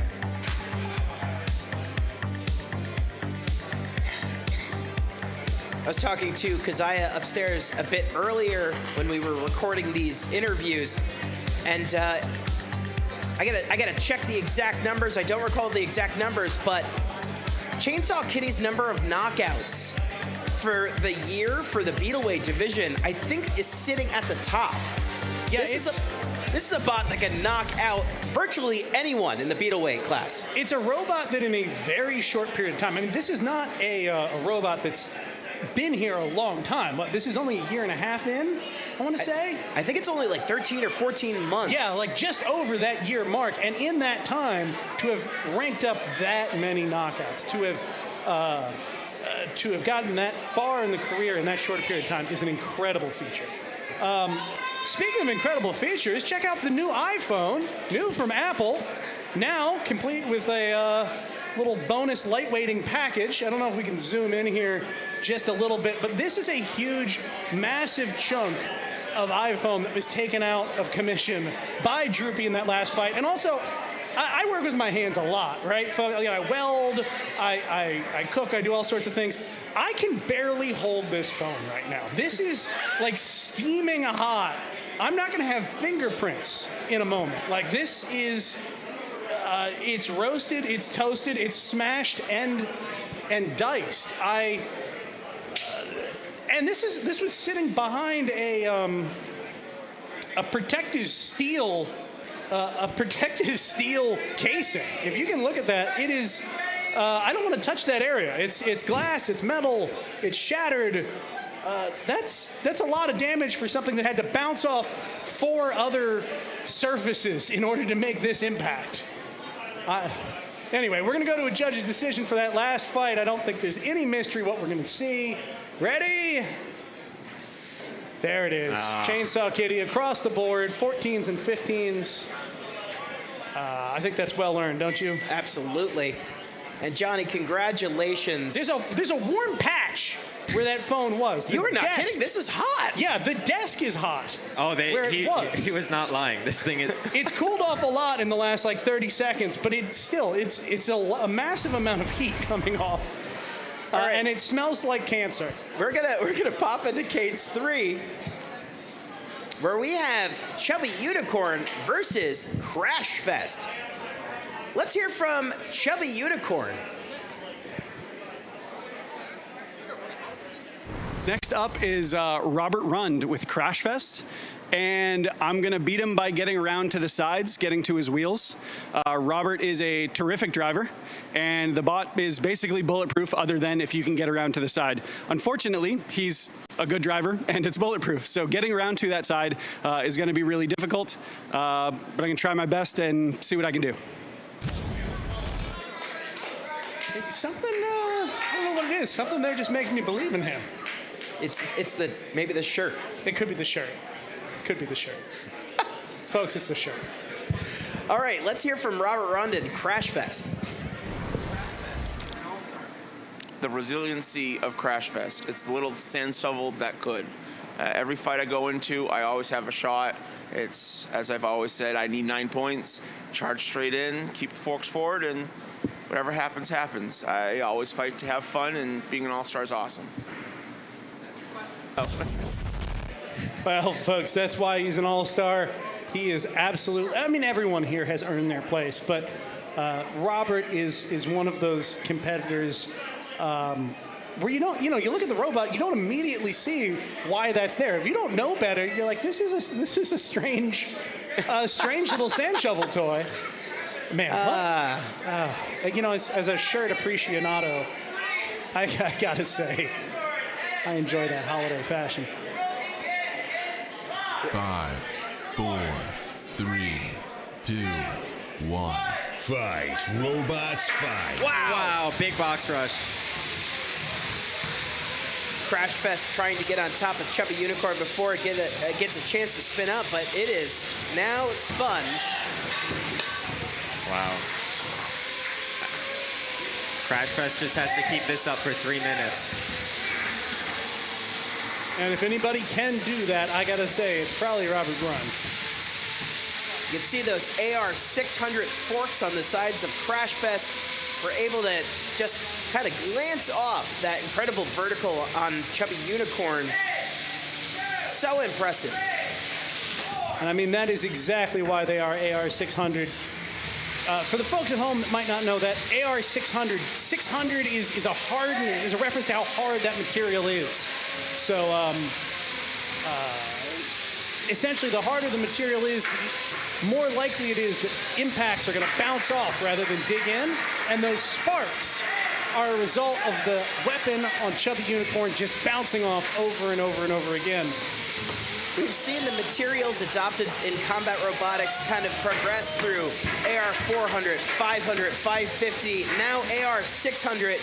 Soon, people are going to be using metals of hardness equal to Marble Madness on the Nintendo Entertainment System. It's going to be insane. You're going to say it's Nintendo hard? There you go. I have my Nintendo forks on the front. Yeah. Now, both of these robots are going to be in the tournament proper after this fight. This is all about ranking. This is all about survival, frankly. Both of these robots want to go into their next match in a condition where they don't have to make a ton of repairs. That is probably feasible for Chubby Unicorn. It is going to be a battle for Crashfest. Now, Johnny, have you ever faced Crashfest? I have fought neither of these robots, and I'm so happy I haven't, because these are two really top-tier robots. You see there, Crashfest, Robert has been basically spending months redesigning his forks so that they don't get stuck in the wall, because that's been his downfall. And you can see there he got stuck under Brett for a second, but what Tim from Chubby Unicorn I think is looking for is to bait Robert to get stuck into the wall.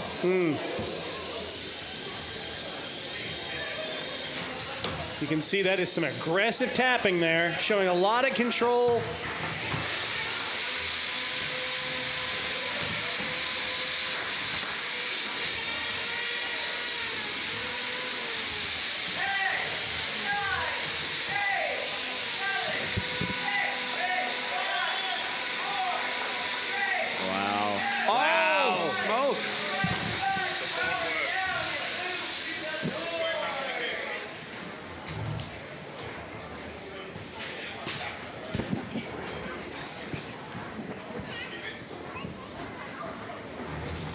Wow. That was a fight to the bitter end. That's going to be a really close judge's decision, I think. Crashfest definitely had the control. I'd say both bots were aggressing. Yeah. But we have... So, Listen, first, I just want to remind everyone out there, that was the last matchup in the group stages for the 3-pound division, but something also incredible just happened. Yes. Chris Moran just handed me this iPhone. Cleaned it up a little. Ladies and that is gentlemen. working! Is that not the best iPhone ad ever? This literally got hit by a world champion Beetleweight spinner, obliterating the back, and then another Beetleweight torched this thing so hot you could barely touch it. And look at this. Yeah. Which iPhone is that? The iPhone Ultimate. I don't know. I mean, that's a 15 Pro, and that is a crystal clear picture. Look at that. Who is that handsome guy? Wow. Wow. That is shocking. Take look. I am flabbergasted by this, but we got to get to our next fight, folks. We're going to have some YouTuber action. You may have seen these yesterday. We're going to do a quick recap of some of the fights that you may have caught, and if you didn't, check this out.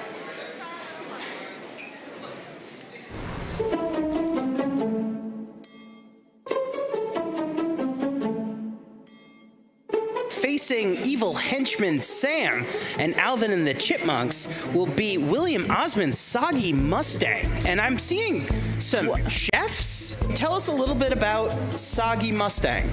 We changed its name to Raw Dog. We added a couple hot dogs to the robot. Thank you, Michael. Fight, robots, fight. Here we go, folks. All right, there's already a hot dog loose in the arena. Whoa! There's some drive on Soggy Mustang. I'm impressed. This is one incredible all-beef bot. All right. Okay, so this is the... Wow! Wow! Oh, my goodness! One of the Crashfest just took a all-beef right to the face. I think Fluffy did just suck a hot dog somewhere into the undercarriage. Believe it or not, that is the match. Those 3 minutes went by in a flash. So we had a delivery from the chefs. I think this is part of the side armor package, or perhaps the weapon from Soggy Mustang. The Kevin, the backyard scientist, was happy to leave this here with us at the desk. No. All right. As Soggy Mustang versus Booster. Now, Chris, what is Booster? Because I have not heard that name yet in the competition. This is an all-new concept flipper, I think. Oh, they're ready. We're ready. Booster's ready. Aaron's ready. Here we go. Hot dogs everywhere. You know what? I would not be surprised if I saw this in a late-night infomercial. It works way better than the margarita. Oh my God!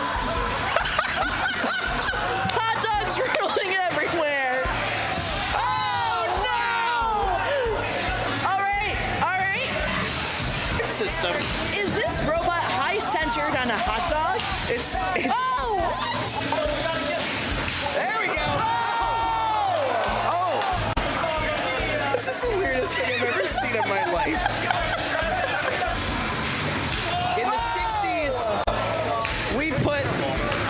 Humans on the moon. Here in 2023 at Havoc All-Stars, we put all beef franks about 20 feet in the air. That's the match. Both bots going the distance against all odds. The chefs are spinning, they're twirling in delight. Point. Yeah, I believe it's single elimination at that point. Here we're in cage one, and this is the hot dog walk of shame. Very precarious placement. Man, all that robot action and it's still only 89 cents at Costco. You know, it's interesting. Soggy Mustang, the first and only robot that plumps when you cook it. Yeah. I saw some pictures yesterday of the insides of the house robots, and everything is just coated in a not so thin layer of like pureed hot dog. Like a beef patina. Yeah. Like just kind of. Beef patina is a phrase that's just going to haunt my nightmares, I think. We're going to go to a judge's decision from our last fight. Let's see how it ended up. Yeah, I don't think that, well, it was a close fight. It wasn't exactly a nail biter, but I think that makes sense. 10, 10, and 9 across the board. Crashfest win. Well earned. Really had the control, really had the aggression. I think Chubby Unicorn might have inched out the damage, but just wasn't enough to bring it home. Still, both of those robots will be moving on to the tournament, and we will be moving on to the YouTubers over in Cage 1. So I'm told that Soggy Mustang has been reforged. It has been rebuilt. We're going to see an all-new Soggy Mustang. It's a children's hospital. For kids recovering from the last Soggy Mustang fight. Oh, and up against this children's hospital is HoneyStar. 5, 4, 3, 2. Ladies and gentlemen, we're getting word this doctor, this Soggy Mustang is now called Doctors with Borders. Don't you dare! Don't you dare hit that robot! I have a feeling that HoneyStar is going to take those borders right out of the picture. Whoa! Through the front door! Is it inside? Ladies and gentlemen, I think Soggy Mustang and/or Doctors with Borders has eaten its opponent. Oh, well, maybe it's just visitation hours. Oh, there's children. There's so many children in the arena. There's a chance that Doctors with Borders could swallow both bots of HoneyStar. Doctors with Borders is leaking children.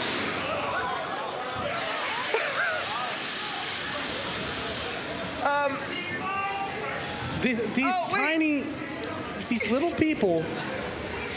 There's children strewn about. Yeah. Cage 1, Ricky. They had such hope and such vigor for life. And now, who's gonna tell them, Chris? Who's gonna tell their parents? This team is right in my Q zone. This is the funniest thing I've ever seen in my life.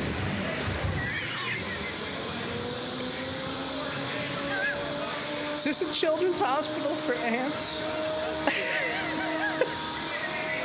HoneyStar, I think, has completely succumbed to children. It can't go on. It can't live with itself knowing what it's done. It's something that's going to haunt their dreams for the rest of their life. Their cold, mechanical, unnatural life. Doctors with Borders / Soggy Mustang is moving surprisingly well at this point. If you like robots fighting children's hospitals, please make sure to like and subscribe.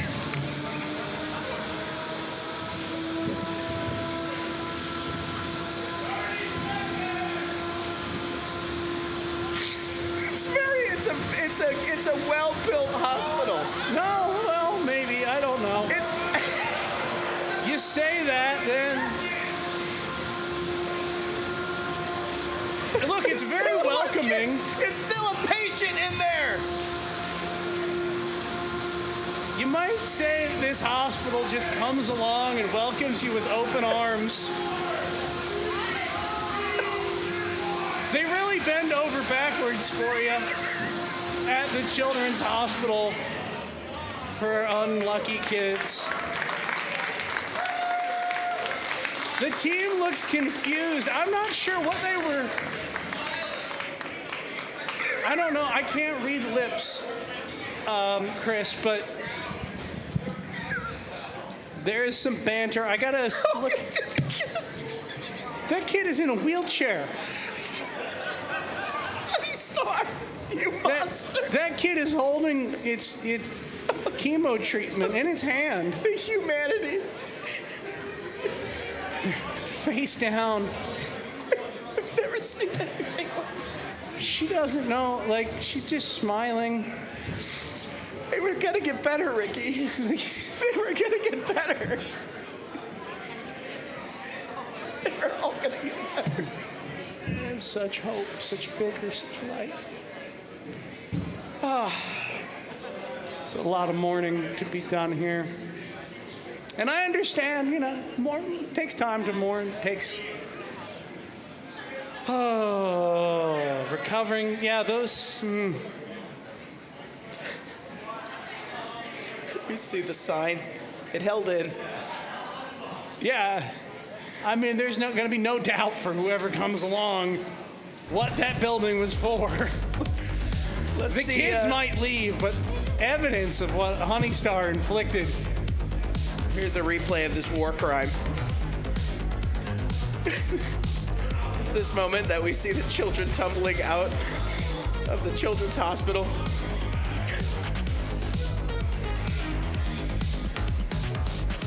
There are no words. What do you say? Oh yeah, HoneyStar starts to remove methods of exit from the building. You know, points of entry and egress.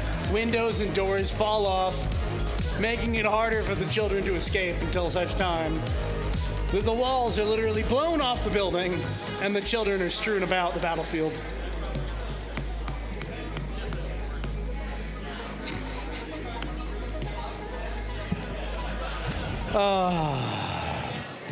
Where do we go from here, Chris? What brought us to this point in our careers and their careers? Okay. All right. Breathe in, breathe out.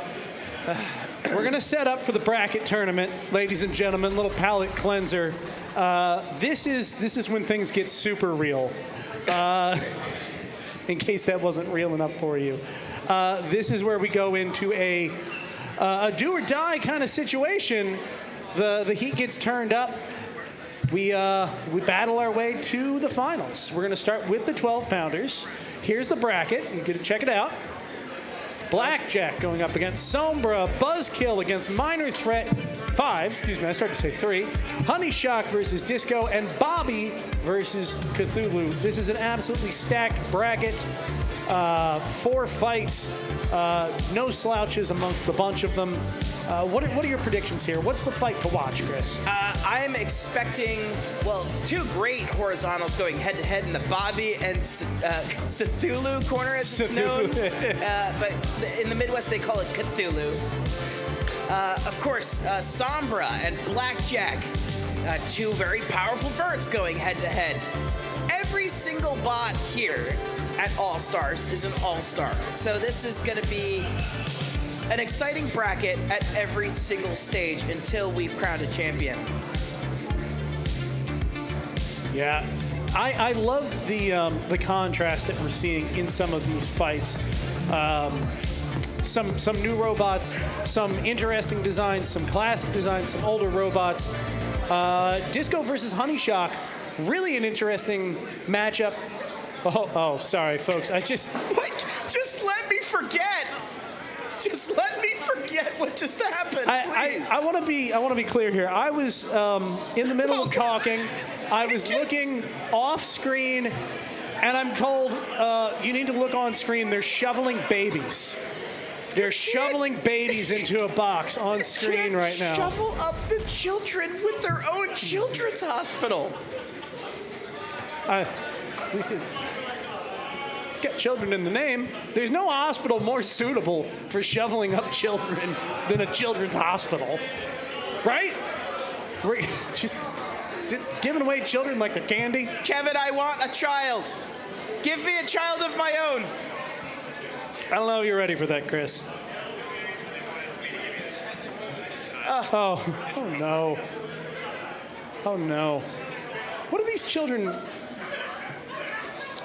I got one that is wearing a swimsuit. No, you can't just put the head back on. It does just... I got another one that's missing. I don't know if anyone ever saw Hereditary. This one looks like it's having too good of a time to have just exited that hospital. It's a little... If I was given this child, I think I might seek out a refund. My God. I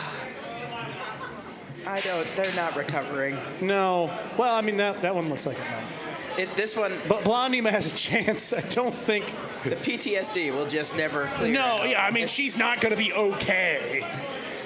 She's going to, maybe, she'll survive. She'll live, but will it really be life? We're going to go to Cage 4 and just try to put this behind us. Blackjack versus Sombra 12. Fighting it out in the 12-pound class. These are two really heavy hitters. I was talking earlier. This is a tough matchup, right? So, Chris, are you okay? Hold on. Ready? I'm gonna go down over the seat. Oh, okay. Okay, I see where you're... There we go.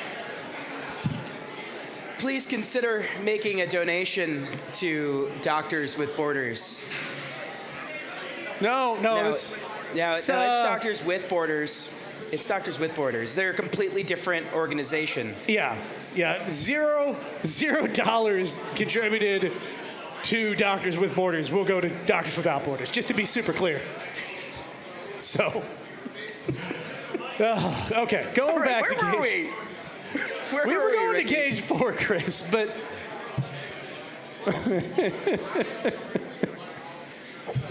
Doctors Without Morals. Yeah, Doctors with Borders and Doctors Without Morals. Doctors Without Scruples. Doctors with borderline personality disorder.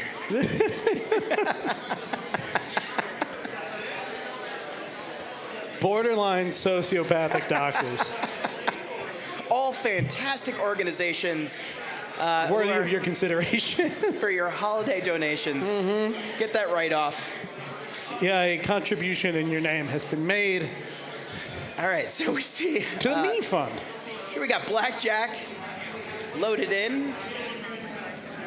It's acting a little squirrely at the moment. I'm curious if perhaps there is an issue. You see Drew Davis standing over Blackjack trying to diagnose an issue, perhaps with his RC. Yeah, I was speaking with Drew Davis earlier. I know he was struggling to figure out how to position himself, what strategic lengths he could go to in this fight. I don't know if that extends to any modifications he might have made. Sombra's a tough opponent. You got to figure out what you're going to do. But let's hope that nothing got changed for the negative before this fight. I was up in the pits earlier. I was seated beside Maximizer, and I got a close look at some of the damage that was done to their armor after their battle with Sombra 12. And it was unbelievable to get a close look at that armor. Its UHMW side armor package had 3 unique stacked divots that shows that kind of tri-bar design on the front of Sombra got 1 bite. And then as Max began to take off, got its 2nd bite. And as it continued to launch for what I imagine was a roofing, it got 1 more bite. It hit 3 times on the way up. Unbelievable, devastating weapon. I don't want to be anywhere near it. Yeah, it is a fast weapon, and the fact that it has 3 points of contact means that you get hit after hit after hit. A lot of these robots, right, have 1 massive impact. The other robot goes flying, you go flying. That's the end of the exchange till you kind of reset. You get a moment to recollect your robot's bearings and try again. Sombra is different. Sombra can go in, it can kind of bang, bang, bang, bang, bang, bang, bang, get this kind of grindy exchange and then launch you across the arena. It does a lot more damage in the process, and really it's a different robot to face. And that's what Drew was talking about earlier. How am I going to face this down? Now, I had a chance to sit down with Tomas and from Team AGVS and talk about Sombra. Let's hear from him.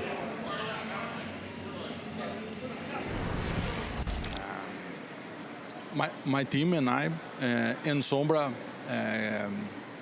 are the All-Stars because Sombra has a very powerful weapon and a unique design. In Brazil, we won the last championships. I think this is the reason because we are All-Stars. Now for the next fights, we prepare some new accessories like edges and multi-bot, and I hope we have a very good results. Does sound like we have a delay over in that cage. I'm not exactly sure when it will be resolved, how they're resolving it. But in the meantime, I think we are going to go to cage 1. We've got another fight queuing up there, ready to go for you. We've got Buzz-Kill going up against Minor Threat 5, again in the 12-pound class. Again, 2 major heavy hitters. Buzz-Kill, relatively new, still an up-and-comer. Minor Threat 5, a little bit more of a veteran, a lot of wins under its belt. However, Buzz-Kill 5, combine them for you folks. It's a Transformers kind of situation over there. No, Minor Threat 5 has been dialed in for a long time. I wouldn't say we've seen a lot of upward mobility in terms of their competitiveness. Buzz-Kill, on the other hand, has been getting better and better and better and better. And I think it's a really even pairing at this point. Really should make for a good fight with a level of unpredictability because you don't know what Buzz-Kill's bringing to the table today.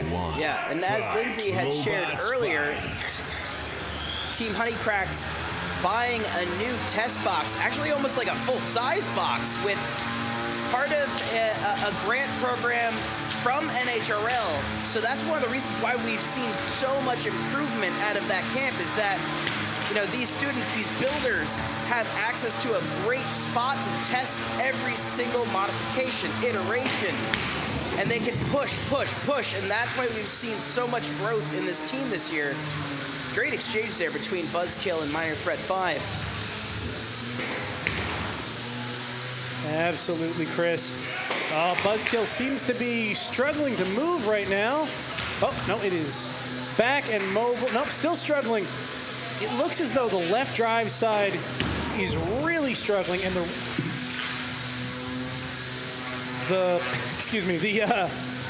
left drive side, well, I guess it's the right drive side since it's inverted right now, but what is currently the left side of the robot really struggling, and the weapon is down.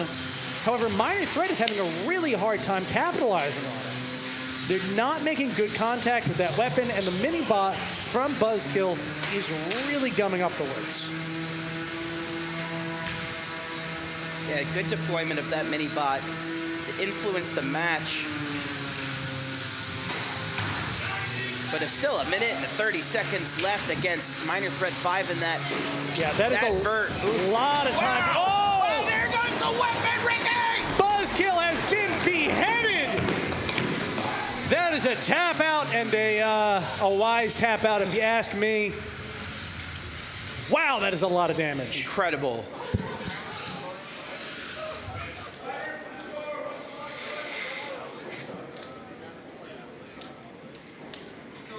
There you see the weapon currently up on the side rail. Oof.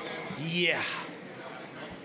You know, that's something that we've seen from Buzz-Kill quite a few times. Whatever bolt system is holding that weapon in, it has a hard time with vertical spinners. It seems to break after a certain number of hits fairly reliably. Maybe that bolt size just needs to be larger. Maybe they need to change bearings. I'm not sure. But it is definitely a weak point on that robot. Wow, there you see a close-up. Trying to identify exactly how this whole weapon got sheared right off. Yeah, the lighting isn't quite where I can make it out, but that is a lot of damage. Let's take a look at this replay, Ricky. See that moment of impact. I'm looking forward to it. Yeah, some really good hits early on from Buzz-Kill on Minor Threat, but the drive side issues just started to mount on Buzz-Kill, and Minor Threat eventually was able to take advantage of it, get some big hits in. gum up the works and as we said, just decapitated Buzz-Kill entirely. I think this is the moment. Yep, there it is. Tore that completely off.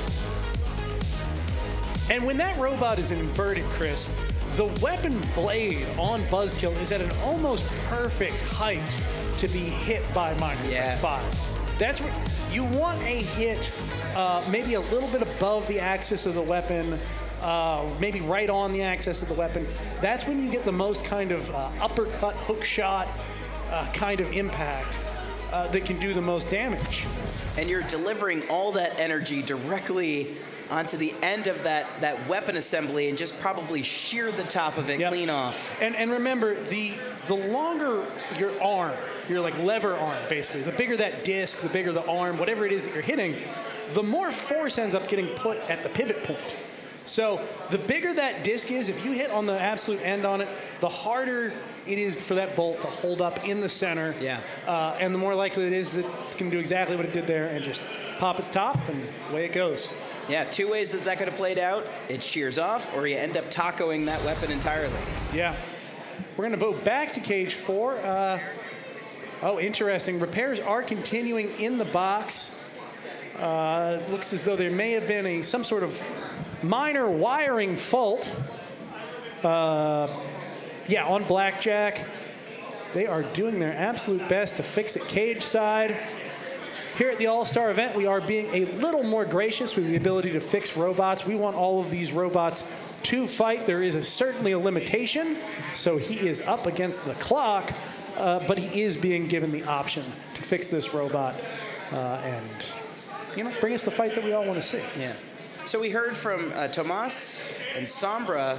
Let's hear from Drew and Blackjack. Blackjack and I are all-stars because I tend to have one tournament a year that I go on a really good run, and I win the fights that I need to win, and I'm consistent. And I like to think of my bots as hard to kill, and that's the goal, to be hard to kill. And I had a few lucky runs. Well, we'll see if he can get lucky again. Right now, his gamble, though, is fixing the wiring cage side. It's not in the match. Now, granted, Drew is quite a repairman. He's quite a technician. So I think if anybody can pull this off, it would be him. What do you think he did in here? You think he disconnected his RC? Because it looked like that was the issue. There was some kind of connectivity issue.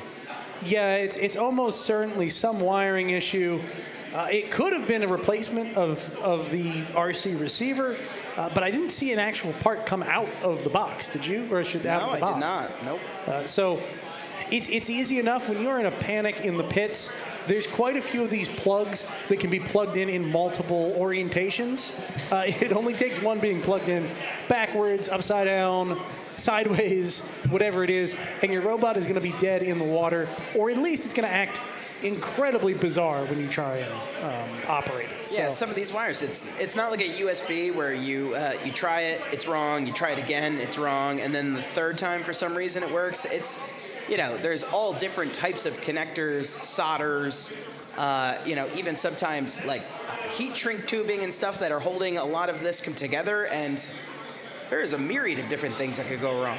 Yeah, and worse yet, if you get one of those connections wrong, sometimes that will damage parts. Oh, that's happened. I've seen that. I've heard that can happen. Uh-huh.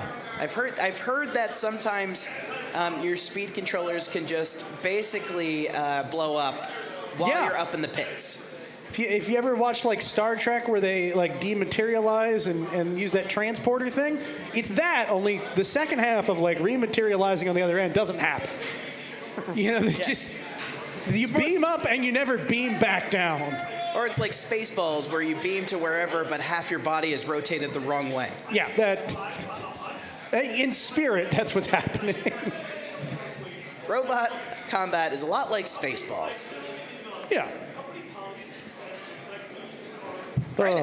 I think that maybe some things have been solved.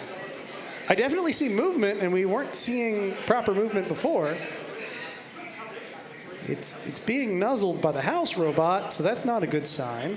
Definitely some gremlins still in Blackjack.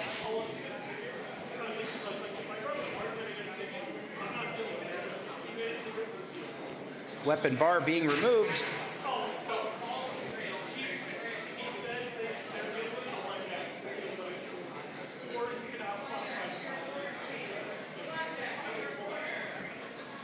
All right, Blackjack is being ordered to its corner. Still see some very concerned-looking facial expressions on the part of Drew Davis.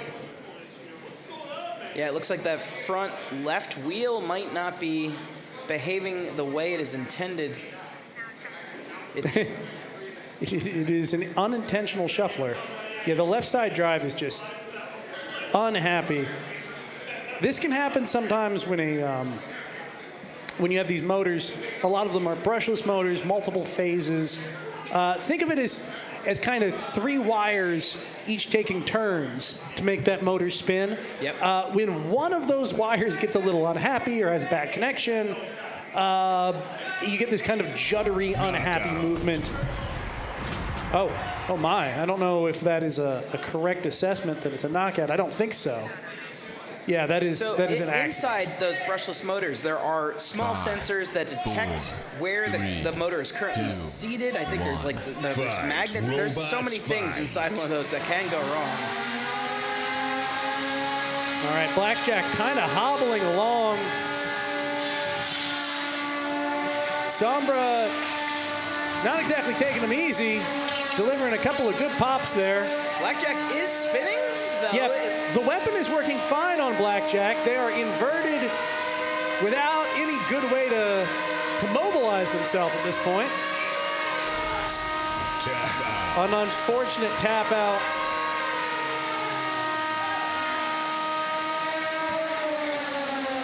Drew decides to save Blackjack for another day of fighting.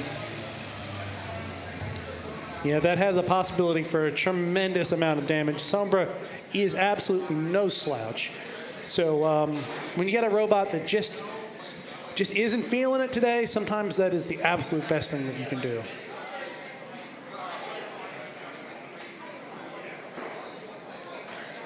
Unfortunate, but the builders of Sombra are, of course, going to be very happy with that. That is a relatively easy win. They can sail through to the next fight. Little, if any, repairs. Charge the batteries, and they are going to be going up against Minor Threat 5 in the semifinals.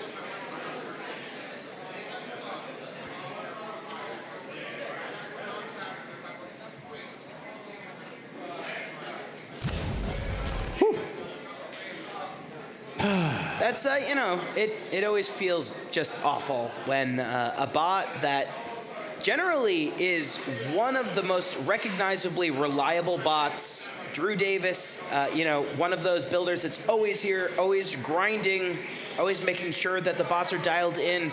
So many things can happen in the midst of a tournament, and it looked like one last gremlin managed to cling on for dear life, and yeah, Blackjack, that's all she wrote for Havoc All-Stars. It does happen. It does happen. It's unfortunate, but we can't say that he didn't put in the effort. He clearly was working hard to get that robot working ringside. I know he's putting the effort in the pits. So we'll welcome him back at future events, and you know, congratulations to Sombra. They get an easy path forward, and again, we'll be fighting Minor Threat 5 in just a little while here. In the meantime, we're going to be going to Cage 1 for another fight. We've got Bobby going up against Cthulhu. These are what a contrast in vibes, wouldn't you say, Chris? 2, 1. You've got a fifth-dimensional Eldritch Terror going up against your favorite, you know, friendly neighborhood hard hat wearing someone with boy. A paper route. Yes. Now, Bobby most likely wouldn't want to take on another bot like Cthulhu, because as you can see, those gigantic foam wheels on the side of Bobby are really low-hanging fruit. Despite the fact that these two bots have very similar weapons at similar heights, Bobby is more vulnerable to Cthulhu because of those wheels. Yeah, the wheels are certainly made to take a beating, and as you can see, they keep spinning with major chunks removed. But that's a lot. Oh. Bobby What with a great hit. shot on the back of Cthulhu. Yeah, Cthulhu is suffering for that hit. You can see Cthulhu is taking the approach of, wow. Oh, wow. Big hits here. Cthulhu is taking the approach of leading with its back end and whipping around to try and hit the sides of Bobby. That is a strategy reminiscent of Maximizer, Thagomizer, some of these other robots with a long tail with a horizontal spinner on the end of it. And it's working out beautifully for Cthulhu right now. Now, we actually see foam all over the box being stripped away from the wheels of Bobby, but I believe I've also seen a few pieces of metal sheared off of Cthulhu. I wonder if it's part of that rear armor package. Yeah, it is easy to look at Bobby and think it's a bit of a pushover, but the horizontal spinner that is sitting under the chassis of Bobby is frightening, Chris. That hits really, really hard and can do a tremendous amount of damage. Bobby actually looks like it's doing jump rope now with only, I'd say about 30% of its wheels still in operation. Yeah, you can see now that those wheels are kind of cut down to size, it's really struggling to keep that blade spun up. That blade is now just dragging on the plywood floor, and that is really hard on the motors, really hard on the electronics, really hard on the batteries, which is not a great place for Bobby to be. It can still move. I am seeing the weapon on Cthulhu begin to slow down. They may just be spinning it down. Could be smart, yeah. For caution's sake, it's hard to tell, but it is still hitting. Right, right. Well, Bobby doing his absolute best, but Cthulhu, oh yeah, listen to that blade spinning up on Cthulhu. Throw out a few more big hits before the clock runs down.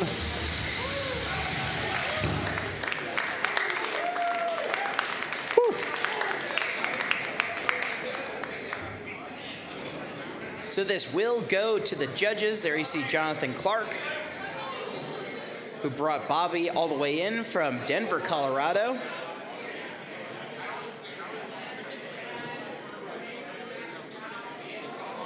Jonathan introduced this style of bot with Billy in its debut in 2021. It really took off for a while there. We saw Billies and Bobbies and Billy and Bobby clones everywhere. And it's come back. Billy and Bobby, I think, are, not that we don't see this design elsewhere as well, but they are the ones really still pushing this design forward. These big spongy wheels with a big undercutter in the middle and a flexible TPU or UHMW, nylon, whatever it is, plastic frame.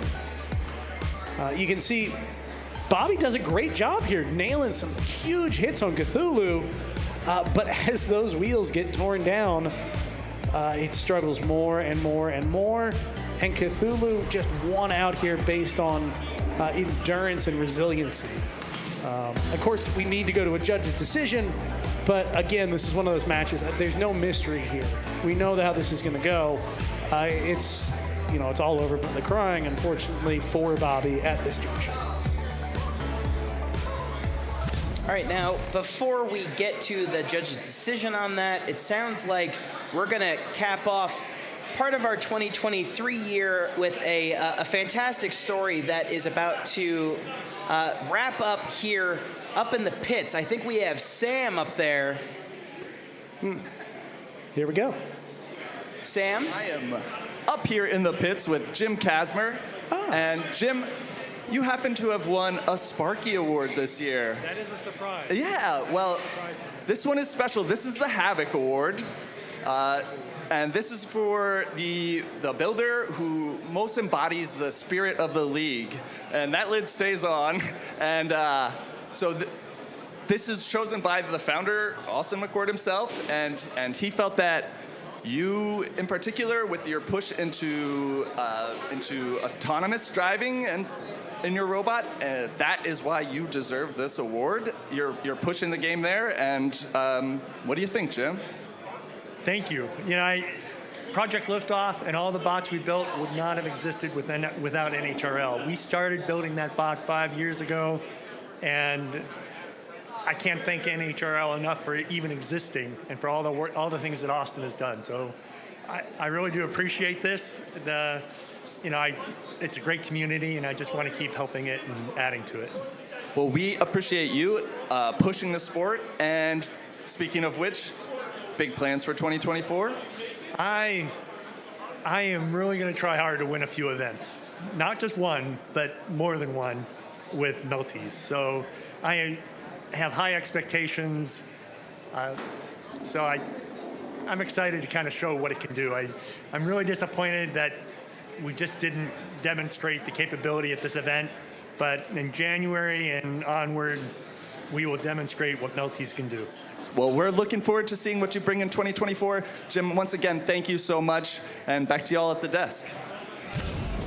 Sam, thanks so much. And Jim, thank you so much for everything you do here. And ladies and gentlemen, welcome back, Lindsay. Lindsay, it has been a dog's age since we have been at the pit desk together. Welcome. This is really nice. Thank you. This feels really good. I feel like of all the people I've announced with you the least. Whatever cosmic coincidence, that is definitely the case. I'm so happy to be here. Here we are. We're going to go to a judge's decision in just a second, but I just want to say one more time, that is such a well-deserved award. I think everybody here on staff, everybody on crew was really pleased that that's the way that went. I mean, Jim and the whole Casimir family, they have pushed the craft of the Melty Brain so far. They've really, pioneered what a Melty Brain can be. Mm-hmm. And I'm with him. I really hope that he pulls through in 2024, wins every event. Win every single one. Don't stop at a few. Yeah, get a couple under your belt at least. Anyway, here's this judge's decision. What do we got for you? I don't think any major surprises. Yep, Cthulhu, wow. 13s. Look at that consistency, Lindsay. That is what you want to see from your judges. They are all on the same page. We've put a lot of effort into that judging rubric, and I think it's finally paying off. Yeah. We are going to go to Cage 4 with another fight. Ladies and gentlemen, here we go. HoneyShock is going up against Disko.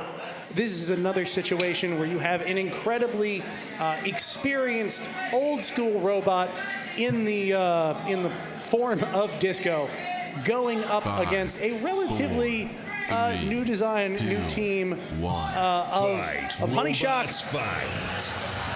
But you got to give HoneyShock credit. They are taking so much practice time in their new box. It's really paying off. Let's see if they're able to make it really work here against Disko, which is such a tried and true design. Yeah, this just goes to show that 1 year in the world of NHRL carries you as far as perhaps a decade fighting in other I don't even think that's an exaggeration. No, I it feel really like isn't. Simply based on the number of fights and the amount of competitions that we host here, just based on that alone. Whoa! Wow! Now we see a big hit. HoneyShock seemingly taking a bite out of Disko's front wedge and now high centering it on its mini bot. Ladies and gentlemen, you can see there. Well, not from this angle, you can't see, but there is a huge divot in the front of Disko's front wedge. That is going to make it incredibly hard for them to win exchanges against HoneyShock. It looks like the mini-bot had some trouble getting out from under Disko, so it got a little bit of help there.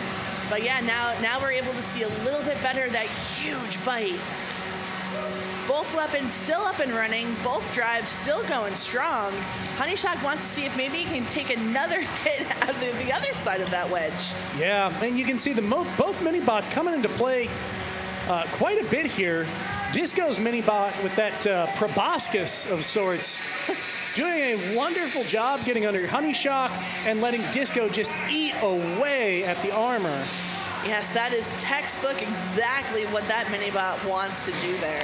Woo! Oh, wow. Disko on its head after HoneyShock gets the better of that exchange. He has requested an unstick there. You can see those tiny little wedgelets on the front of HoneyShock. I think that's a lot of what's making the difference against Disko. The wedge that's on the front of Disko can really do a good job getting under opponents, but when you go up against those tiny points of contact that you see on the front of HoneyShock, just really hard to succeed. That's a great observation, and I have to imagine that's something that they've learned through trial and error and really have been able to refine it. And Disko, it just has not been able to get its bearings after several unstick attempts. Yep. Now, this is our final quarterfinal matchup within the 12-pound cluster. We are going to see. Yeah, I know. We are moving through here. The winner of this is going to go on to fight Cthulhu, and your winner here is going to be HoneyShock. So, major props to the entire Honeycrack team. HoneyShock really bringing it on home. I mean, Disko, no slouch. This is a veteran robot, a bot that, you know, Don has been fighting with for years and years. And so for HoneyShock to be able to kind of incapacitate them like that, it's huge. It's huge. Whew. You see, that is a happy team. You know, one thing that I love about the Honeycrack team is sometimes they just look confused at their own victory. Well, they shouldn't. They put in more work than almost anyone out there. You can see at first they weren't able to get the right angles, and then right there was, I think, the decisive blow that HoneyShock was able to deliver. Yeah, once that first big hit kicked in, it became Team Honeycrack's, like, you know, it became their fight to lose. Not and they much didn't. You can do when you're on your head. Apparently so. Whew. Again, that is our final fight of the quarterfinals in the 12-pound class. Let's take a look at the bracket. We'll see who's going up against who next.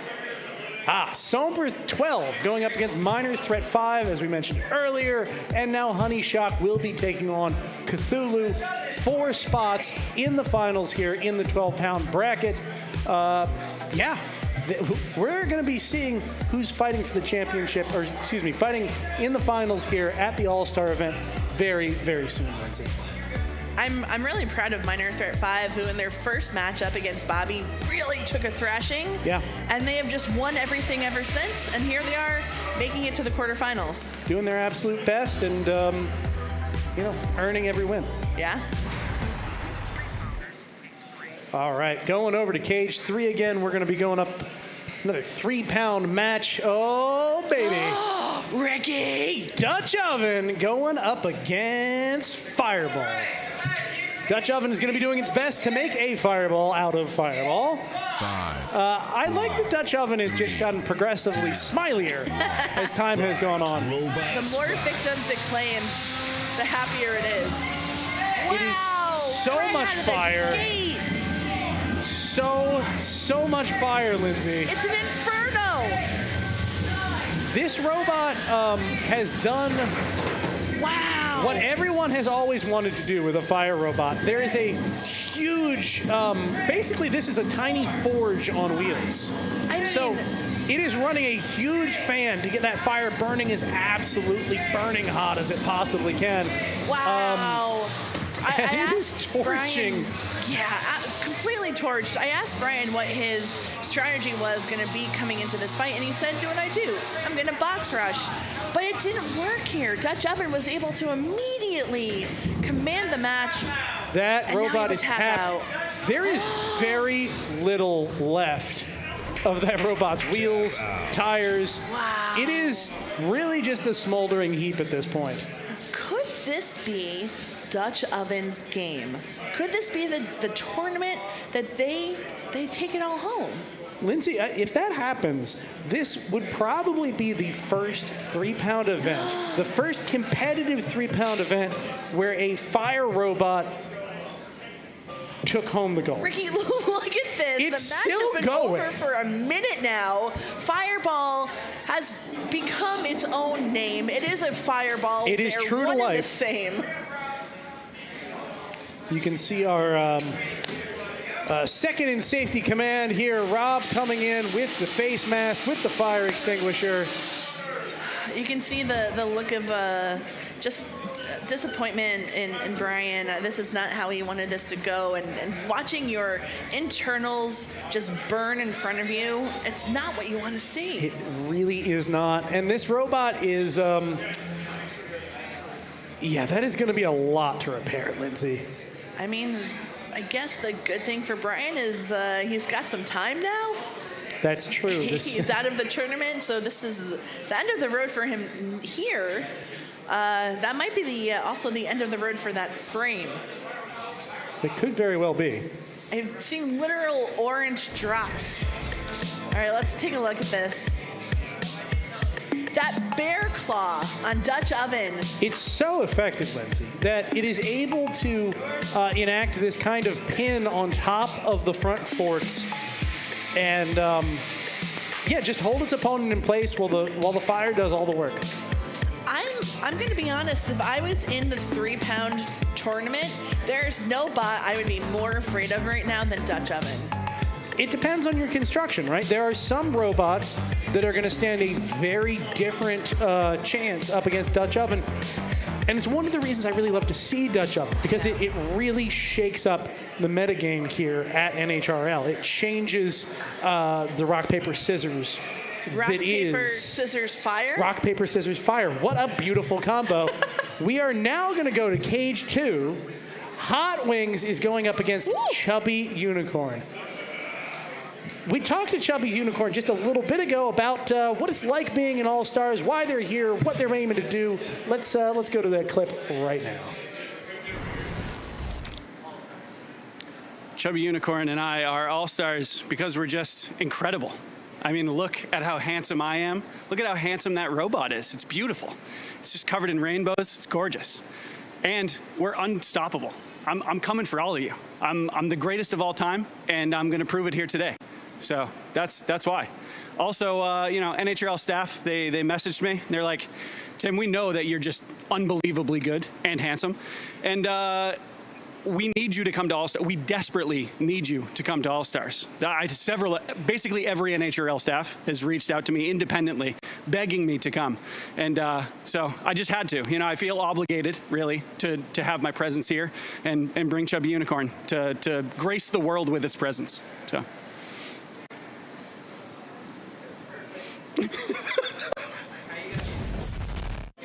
Fun fact, every one of those emails was me with a different signature. Ricky, I knew it. Yep. We're going to go over now to this matchup with, you know, the incredibly humble Chubby Unicorn going up against literally too hot to handle Hot Wings. Wow, all right, Hot Wings looking better than it did yesterday. So mobile, both of those wings working. It has Chubby Unicorn on its side, hoping to get those glow plugs right where it wants them. Yeah, you can see that Chubby Unicorn has added substantial golden protection to the sides of its chassis. That, however, does not apply to the back and the underside and the top of the robot. If Hot Wings can get Chubby Unicorn in any kind of adverse position, those incredibly hot hugging arms are going to be dramatically more effective. Now, I know Eli desperately wants to win this match, but if they do, they fight Dutch Oven. So that is a fate scarier than hell, I would say. Yeah, talk about going up against the Inferno. Oh boy, Hot Wings is now upside down. That is not a good place to be. No, I don't believe they have an inversion system on board. This might be the opportunity Chubby Unicorn needs to kind of turn the tides on this match and get some good fights in. But in the process, flip them back on its feet.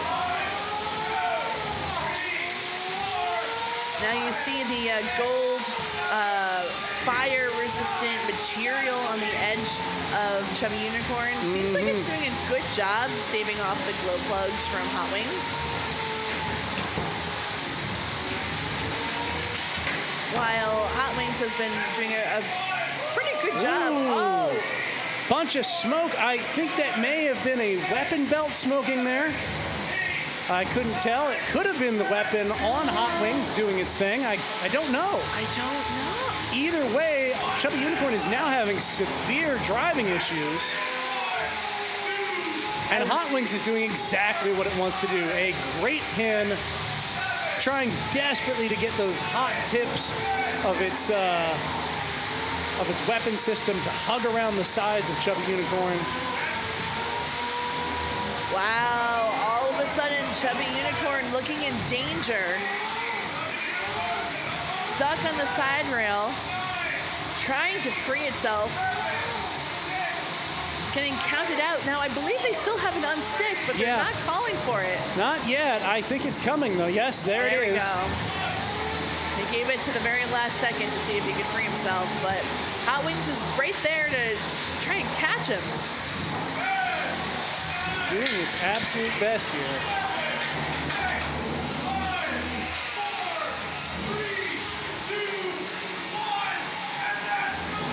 And that is the match. If you can hear that cage side, this will be going to a judge's decision.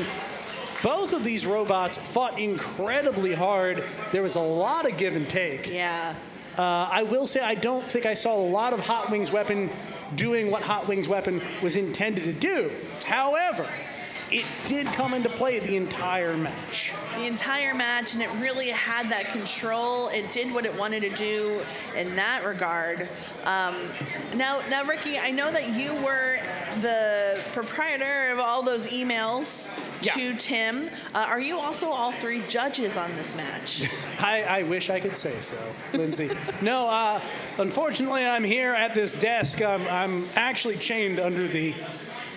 you can't see it, folks, but yeah, they're physically restraining me from weighing in on the judge's decisions. Yeah, the camera's on you now, so no funny business. They don't even let this laptop connect to the internet.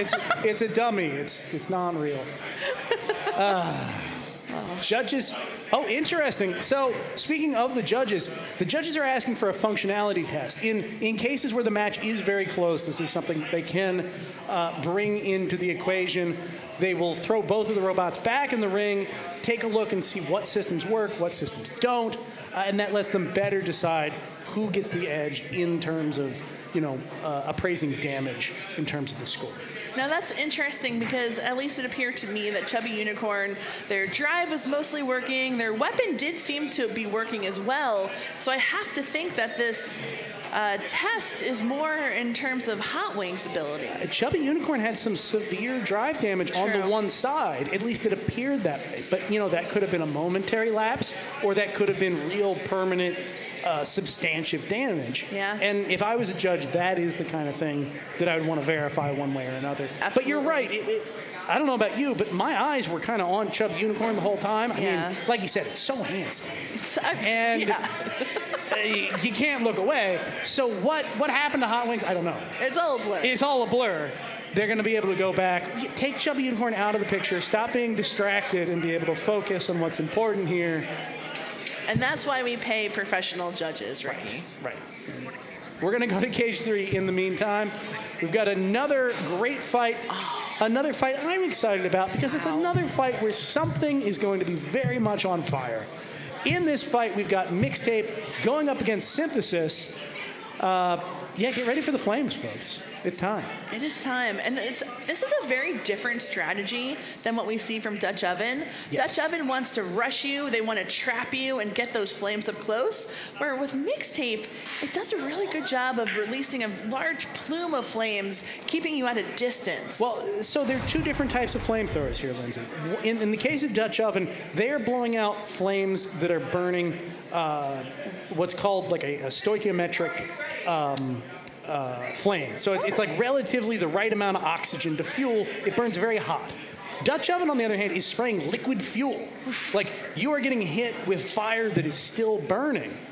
Wow. And that lets you, it's a little less hot over a long period of time, but it lets fire stick to you and maybe do more damage in the long term. Wow. Different strategy.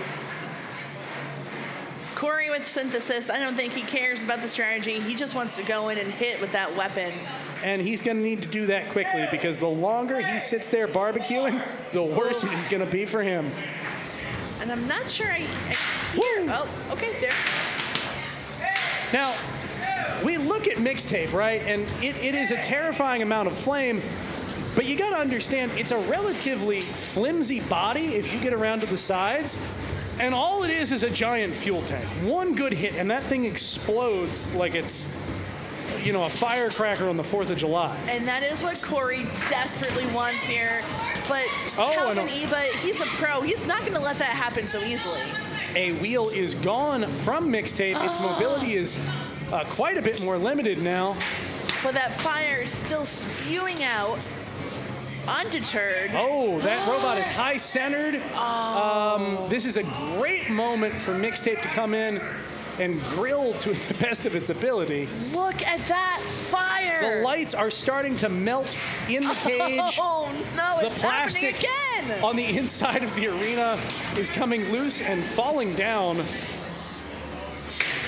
Wow. Whoa. Oh, there are chunks. What is it, a bearing? A belt, a bearing, it looks like some forks. Bits of synthesis are everywhere in the arena. That is a tap out. Your winner by tap out is Mixtape. That was a really, really unlucky moment for synthesis. They went to get unstuck, and instead they ran their own weapon full speed into the wall of the arena. That does a lot of damage to your weapon system. Yeah, the house bots, they are tough.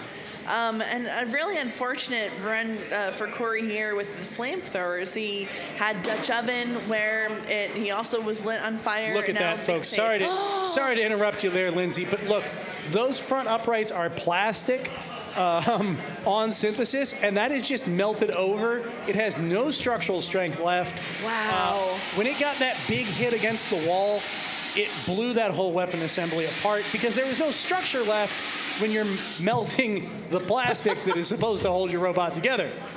That is a fire robot doing exactly what a fire robot wants to do. Take a look inside the cage. Those are our lights, ladies and gentlemen. This it's like an art installation at this point. Yeah. Another 30 seconds of that fight, and the cage, while still safe, would not have been a great place to record a robot fight.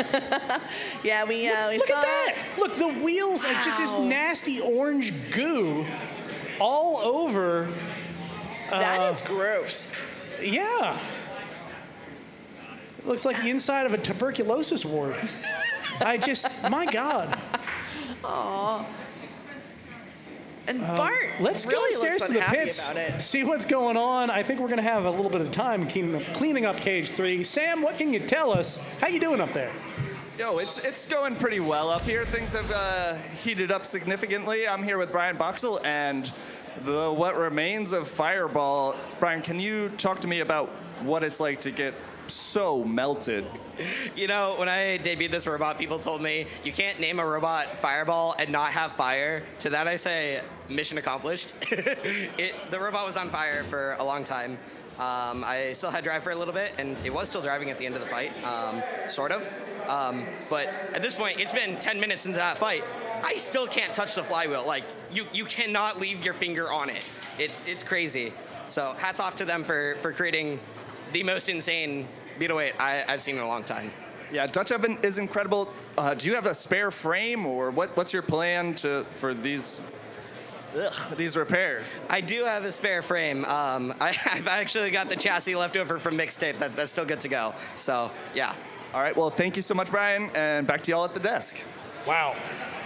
You see the robot in the fight. You see Dutch Oven doing its thing. Yeah. You think that's incredible and amazing.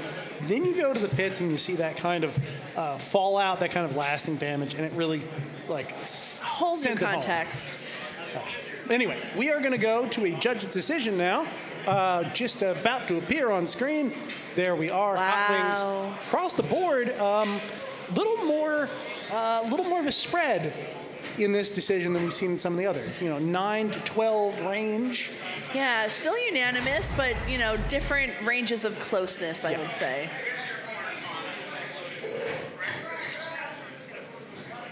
Wow, so I believe this is a rematch here. Yes, Crashfest going up against Chainsaw Kitty. Robert, just king of the drive. Chainsaw Kitty with Keziah, just Huge dramatic robot. This is going to be fun. Absolutely. Now the winner here is going to go on to fight Mixtape.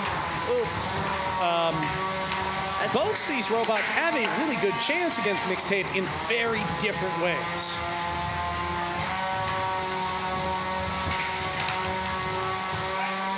So, that mini-bot coming into play perfectly here, and a huge hit by Keziah from Chainsaw Kitty onto Crashfest. She was really able to capitalize on that just split second where Crashfest was high-centered.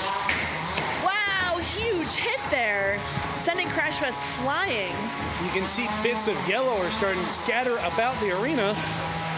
Now, I was talking to Keziah, and I know that she has been a little bit frustrated lately. She said that Chainsaw Kitty has kind of been dying in moments when she's like those big moments where you need to deliver. Yep. She's hungry for this. She wants this win, but right now she's getting pinned in the corner by Crashfest.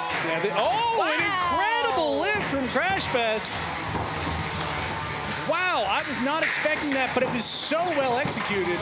That was a thing of beauty, I have to say. When you're a control bot and you can force your opponent to make its weapon smack the floor or other parts of the arena, it is a very good day for you. Look at that. Man, incredible driving from both drivers here. Yeah. Keziah was off to an absolutely incredible start, but this has been Robert Run's match for the last 30, 45 seconds. It does look like there's some damage on his sand shovel. Oh, Still definitely. operable. That robot, you can see the wheels are wonky. There's chunks being taken out. Oh, her claw is stuck on the bracket. That iPhone container coming into play again. I think the unstick is going to come into play here. Yep. Wow. Precious few seconds on the clock, only about 45 seconds, so I know she desperately hopes this unstick is quick. Yeah, it's not but just it's an odd angle. It is. It's not just that this unstick needs to happen. It needs to happen soon so that she can rack up those damage points later. There it is. There we go. And Crashfest immediately back on the job. Oh, that sand shovel is suffering, Lindsay. Wow, it is skewed. It is bitten up. It looks like there's also some damage on Crashfest wheel, but it's getting that control. Can Chainsaw Kitty use these last few seconds to knock it out? I or really don't make know. an impression? And here comes the end of the match. This will be going to the judges. Wow. Ending the match completely locked horns. That was a close one. It really was. I'd love to see. I saw the sand shovel flick up at kind of the last moment on Crashfest. I'm not sure if that was functional or if it was hit by Keziah's weapon. I'd love to see both of these two move around. I don't know if the judges, maybe they had a clearer picture and they don't need to know. But this is a close one. Yeah. Wow. Really, Chainsaw Kitty, incredible performance in the beginning of the fight. Crashfest, incredible performance the second half of the fight. All right, it does look like a drive side might be down if they're doing a functionality test. It does appear, yeah, drive side down and weapon struggling on Crashfest. And I don't know what Chainsaw Kitty's doing. That's some of the most damage I've seen on Crashfest in quite a long time. There's something so special in my heart about the weapon lock on the sand shovel. We do require a weapon lock regardless of your weapon, as well as you can see him putting on the sharp edge protectors. Wow. Which is good. I mean, it's important that we have weapon locks on all the weapons, but at the same time, there is something really funny about putting a weapon lock on a sand shovel. You know what? I don't think that weapon lock can contain the power of that sand shovel. No. If he fired that thing up to full power right now, we'd all be in trouble. just blast through it. There's a problem we actually had with Mammoth a bunch of times. Oh. Is we'd put like a big steel bar through there, and then the steel bar just wouldn't be there anymore. And you try other things, and I got a call the other day, and it's like, yeah, we keep breaking the weapon locks over and over again, which I'd only tried it once. I was only dumb enough to like forget it once. Right. And it broke, and it was fine. And I guess that was a lucky break. Right. Lucky break. Where after that it didn't break anymore. It just kept. Yeah. So anyway, quite a match. We're going to see what the judges had to say on the matter. I think it looked like the fight was very much in Crashfest's favor, but at the end, the damage really did appear to be on the side of Chainsaw Kitty. I think it is probably going to come down to aggression. I have to imagine that control goes to Crashfest. I would think so. Damage goes to Chainsaw Kitty. Yep. So then how do you judge aggression? Because we didn't see a lot of movement from the active weapon on Crashfest. But is that the only way in which we judge aggression? We'll find out how the judges rule. Interestingly, the YouTube viewers right now just responded to a poll. Oh. It is incredibly close at 51% Crashfest. Wow. So they are just on the fence as we are. We'll see if the judges have the same difficulty in deriving a winner in just a few moments. Now, we haven't seen actually a lot of split decisions tonight or even yesterday. So I wouldn't be surprised if this was one of our first. Yeah, it's hard. I'm really curious. Personally, I think I would. At the end of the match, I thought it was going to be Crashfest. Yeah, okay. And then I saw Crashfest's functionality test, and I said, now I'm going to give it to Chainsaw Kitty. Yeah. It's tough. It's tough. The people are divided. We're divided. Yeah. Oh, are we divided? I think I would give that to Chainsaw Kitty. Okay, so we're on the same page. Okay, yeah. I changed my mind over after the functionality. I see. But okay, we're gonna go to Sam. Get us out of this little argument Help here. us, Sam. What do you got, Sam? Hey, what's up? I'm in the pits with Pete and Kelly from Team Yahoo, and I caught you guys doing some epic repairs. Just cutting stuff, screwing stuff back together. What's happening? What's going on with Yahoo? Well, so here's the bot we competed with. We had some trouble tearing it apart, so we got a little bit desperate. And so hacksaws came out, big sledgehammers came out, and we eventually said, forget it, we're moving over to the backup bot. And then we had our challenges here as well, as we couldn't get the hinge in as either. Sledgehammers, hacksaws, the same bit, got it back together. Everything seems to be working. It's pretty janky, but I think it's going to work. And Kelly worked on the small bot. And so, Kelly, what were some of the challenges you faced working on? Is this your first robot you've worked on ever? The first robot I've ever worked on, yeah. First robot I've driven, first robot I've worked on. So learning a lot, but the left side drive, we had an issue with the motor during the fight, and so we spent most of our time, once we had the main bot repaired, trying to figure that out. Pete took on the motor repairs, and I was mostly responsible for top plates, but I think we got something functioning. Yeah, and top plates are super crucial. They keep everything in. Do you have the bug? I have to say, it's a lot harder than it looks. So learning a lot through this experience, really enjoying it. Really glad to have Pete. And hi, Chad. We know you're watching. So thanks for trusting me to join the team for the week, and really loving my first experience. All right, well, thank you guys so much. Back to y'all at the desk. Thanks, Sam. Really appreciate that. And, what a touching moment to, connect both ends of the experience here Wholesome. At NHRL. I love it. Yeah. However, Ricky, we have a judge's decision. We do. Are you ready? Okay, now I'm ready. Go. Wow. Oh, wow. Not that close. This is incredible, Lindsay. No spinners remain in the 3-pound class. Has that ever happened this early in a competition? I don't think so. This is incredible. It says a lot about the level of build quality, of driving experience. Yeah. Fire. Level of fire. It's kind of amazing. Well, we've got not one but 2 fire robots in that. Taking a look at the bracket, Wow. These are 3 heat-based robots going up against a sand shovel. That's what we've got, ladies and gentlemen. That is a ridiculous situation. That is something that you only will see here at the House of Havoc. Tomorrow is going to be an absolute sauna. It will be a hot house in here. This tickles my little like pyro heart, okay? I have such a joy in seeing Dutch Oven and seeing Hot Wings and seeing Mixtape and Crashfest, seeing Robert Run just like happy to be here and then also succeed. Yeah. It's just like 4 levels of gooey goodness. And I say gooey because it's just melted plastic everywhere. He is in for one hot day at the beach tomorrow. Yeah, to be sure. So we're headed into the cage now for another fight. Cage 1, I believe. We've got some big box action. We've got Squire going up against Disinformation. No need for a bike rack from Squire for this match. I imagine this is going to be some head-to-head fighting right here.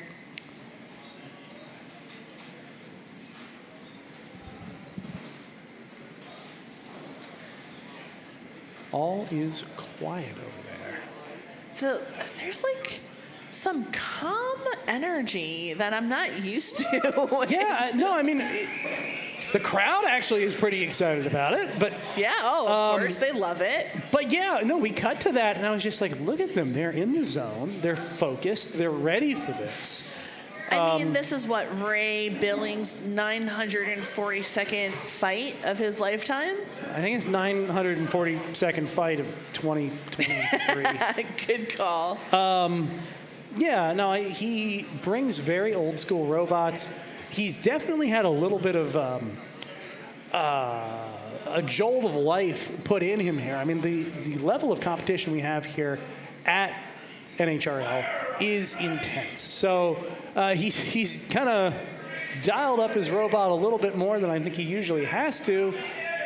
5, but it's doing pretty well. 4, I mean, 3. And we have seen Jordan Neal and Squire absolutely dominant this entire competition.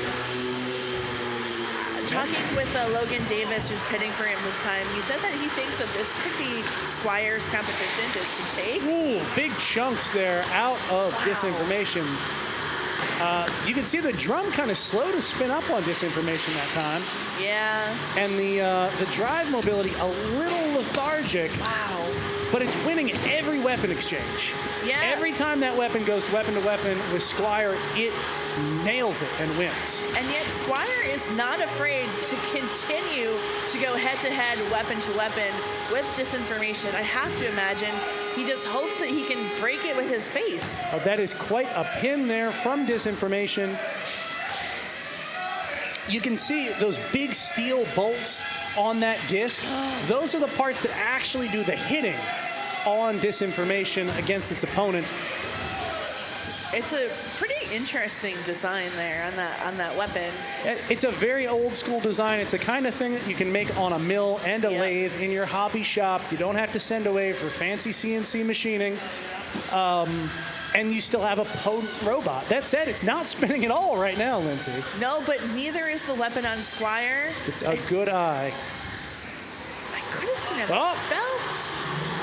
Oh, no, there we go. It's loud. It's in charge. The chain weapon on Disinformation. Yeah, it is gone. The drive side also suffering a little on Disinformation. Squire wants this. Its drive is just struggling, but it has its weapon at full speed. Johnny Sumpas with the mini-bot, trying to just be a nuisance.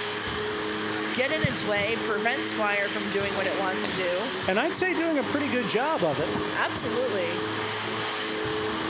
It would be kind of amazing if that robot, that mini-bot was the deciding factor here. It wouldn't be the first time that we've seen a mini-bot really change the course of a match. But I don't know. I don't think that is this moment, Lindsay, unfortunately. It's on its head.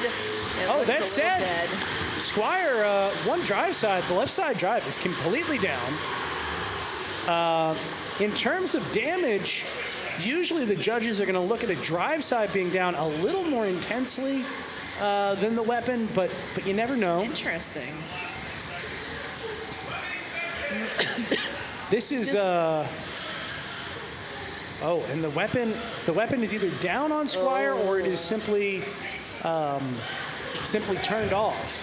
I imagine if it was alive, he'd want to be showing it off right now to the judges. I think so too. There are times when you can strategically turn down your weapon. This would not be a good one. No. That is the end of the match. We are going to the judges. I think that damage really started to rack up on Squire by the end of that match.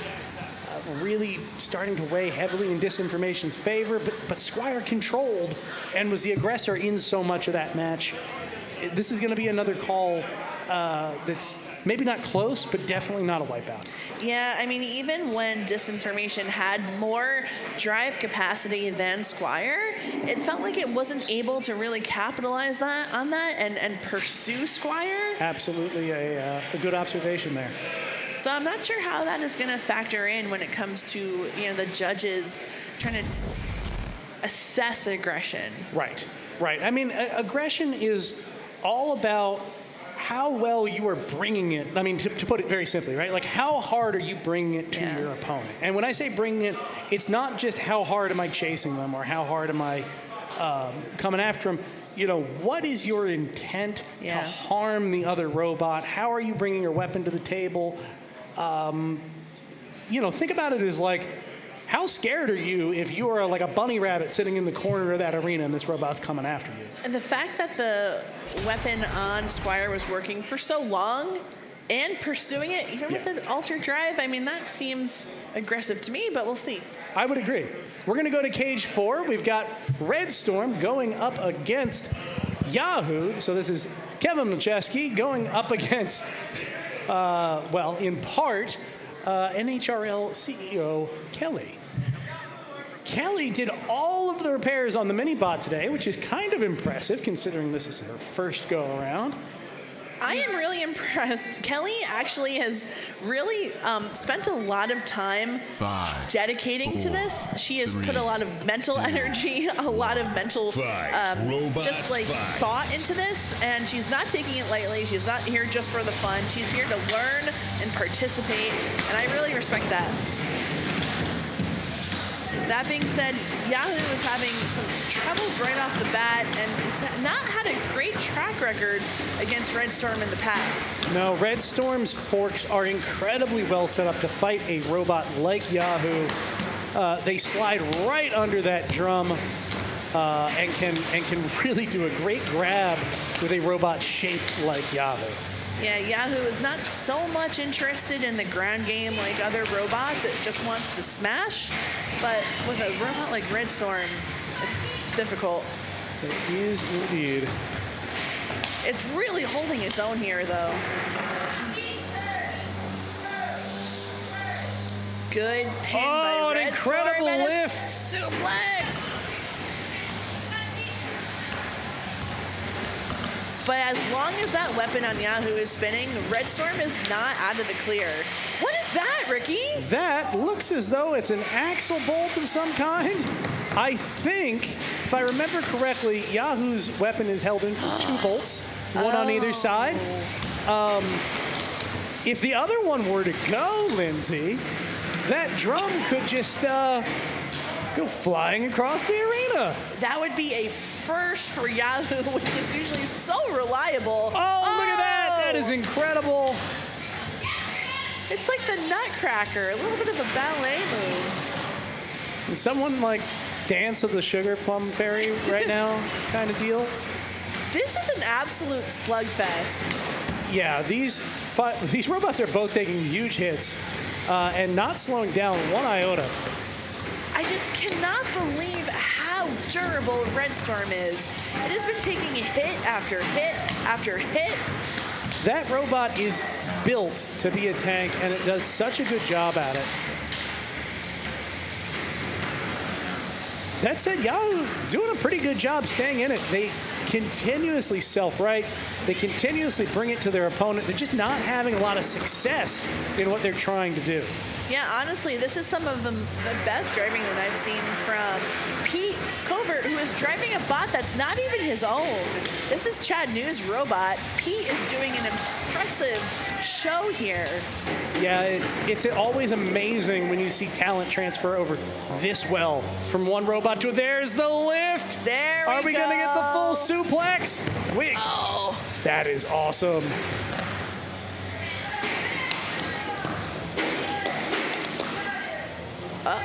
What a moment to leave. Spot.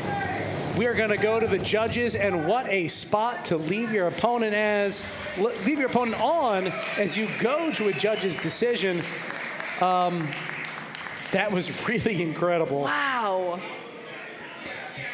Honestly, that was a slugfest that I think deserves one of the top fights of this tournament. I agree. I mean, both of those robots brought it the entire time. I think there was a clear victor here, don't get me wrong. But at the same time, Yahoo was fighting for his life the entire time. I mean, the driving that was on display and the resiliency, really top-notch. To think, honestly, I'm going to be honest with you, Ricky. About an hour and a half ago, I heard from the team behind Yahoo that the spare robot was not functional, that they were having too many issues. They didn't even think that they were going to be able to get it ready in the box for this match. And I don't know what magic Pete and Kelly did in the pits to make it work, but that was, I think, the best we saw Yahoo look the whole tournament. Yeah, I mean, it's an unfortunate matchup in terms of the weakness of Yahoo against certain designs. Yeah. But in terms of how well Yahoo was functioning, in terms of how well it was driven, you're right. That was a top-notch showing. But Red Storm, I think, probably still going to take it home. Yeah, I think that is going to go decisively to Red Storm. Of course, we have to wait for the judge's decision, but I don't think we're going to have to wait all that long. Yeah. So. Anyhow, we are working our way through this all-star event. Yeah. We are in the 12-pound bracket right now. We're waiting on a couple of judge decisions. We're going to check in with Sam in the meantime, and then we can update you all on our progress through the night. Sam, how you doing? Hey, Ricky, if you thought you were waiting on a judge's decision, imagine how Ray here feels. Ray, can you talk us through that fight and how it went for you? No, I can't. I'm waiting for the judge's decision, all right? It was a great match. A couple of really big hits. I think we had a lot more control in the match than they did. We'll just have to see how it goes. We got enough parts ready to go for tomorrow, so we're hoping that we're still in it. And so if you were a judge of that fight, who would you give it to? Ooh, this is why I never judge. Okay, that's it. They have the best seat in the house and the hardest job. So that's why I don't judge events. All right, well, thank you so much, Ray. We're going to find out the decision back at the desk right now. Thanks, Sam. I will see if it's coming in here any moment, as I understand. Here it is. Oh, it is a split decision. Wow. And what a split decision. That is a huge split, actually. 2 9s to Disinformation's 8 and a 12-5. So Squire is your winner there. But one judge really found Disinformation to have taken home the victory there. Yeah. Squire is going to go on to fight Red Storm as we move. The next decision also in. Wow, we've got a lot coming in. Right, rapid fire yourself, for Ricky. you folks. Here it comes. Red Storm across the board. Yep. That one not too surprising. Not too surprising, but... Although, again, a point split. We've got a range of 13 to 10. Right. So a little bit more professional, shall we say, opinion coming into play in those judges' decisions than we've seen earlier in the day.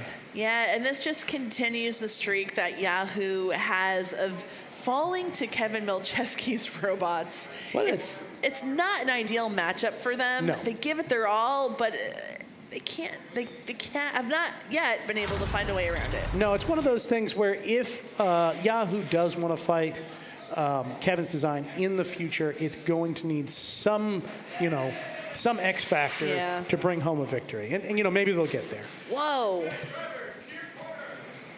In the meantime, we've got Vorion going up against Huge in the big cage.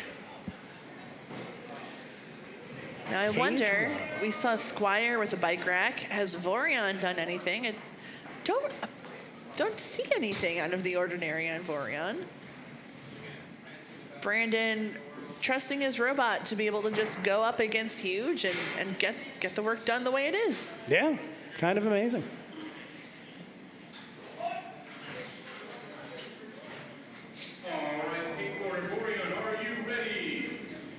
Vorion, a new design from Brandon Bennett-Young this year, while Huge, Jonathan said this exact version of Huge is several years old. Yeah, it's kind of amazing the longevity of this design. Jonathan has been working very hard. It took a lot of big design revisions before we got to the point where it's just about testing, tuning, and fine-tuning.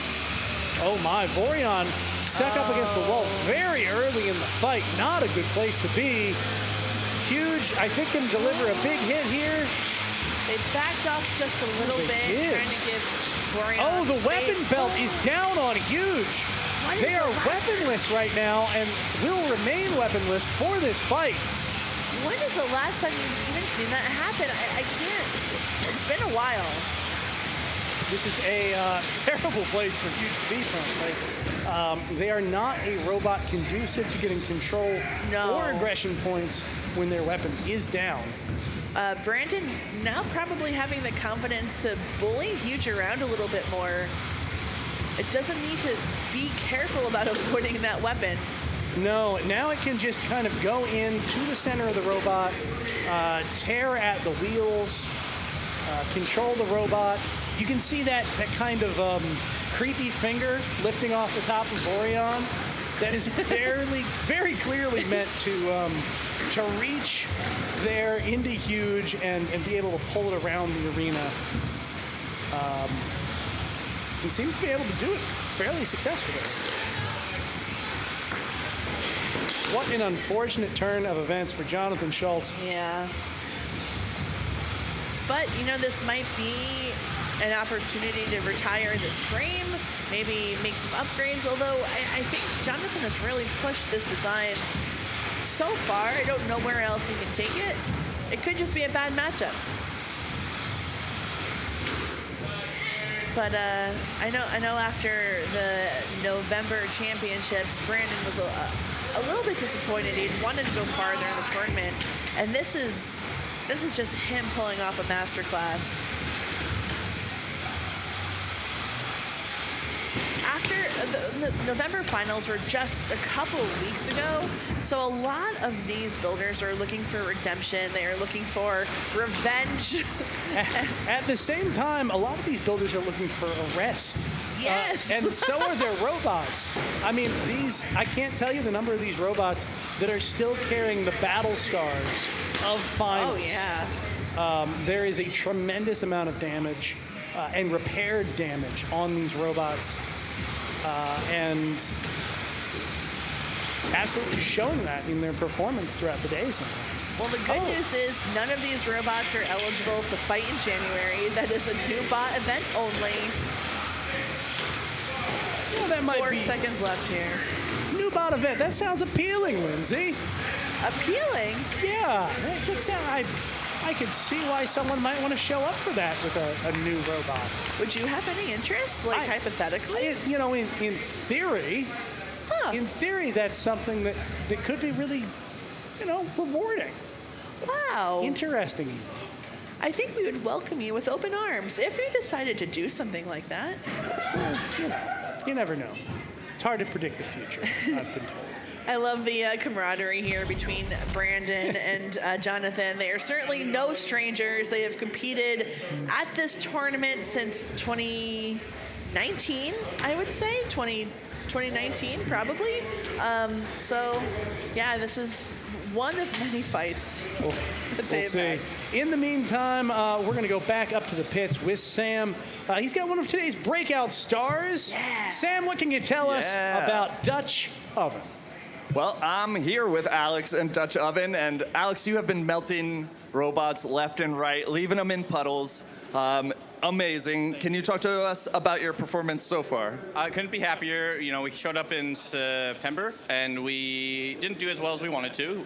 There's a lot of gremlins that we had to iron out for everything around the flame system. The highest effort thing was the fire system, and there wasn't much time left for the rest of it. So we got the rest of the robot figured out for the All-Stars event here, and we're seeing the results of that. So it's really exciting to see the hard work paid off. It is so exciting to see that hard work paying off. And tomorrow you've got Hot Wings first. Hot Wings. So you have a plan for Hot Wings tomorrow? Do what we're doing right now. It's going to be great. Hot Wings is actually bringing 2 other ignition sources for us. So feeling pretty good. So you're going to run fuel rich, fuel lean? What's the plan? I ain't gotten that far, but probably fuel lean, get hot flame, and try to just melt the TPU as fast as possible.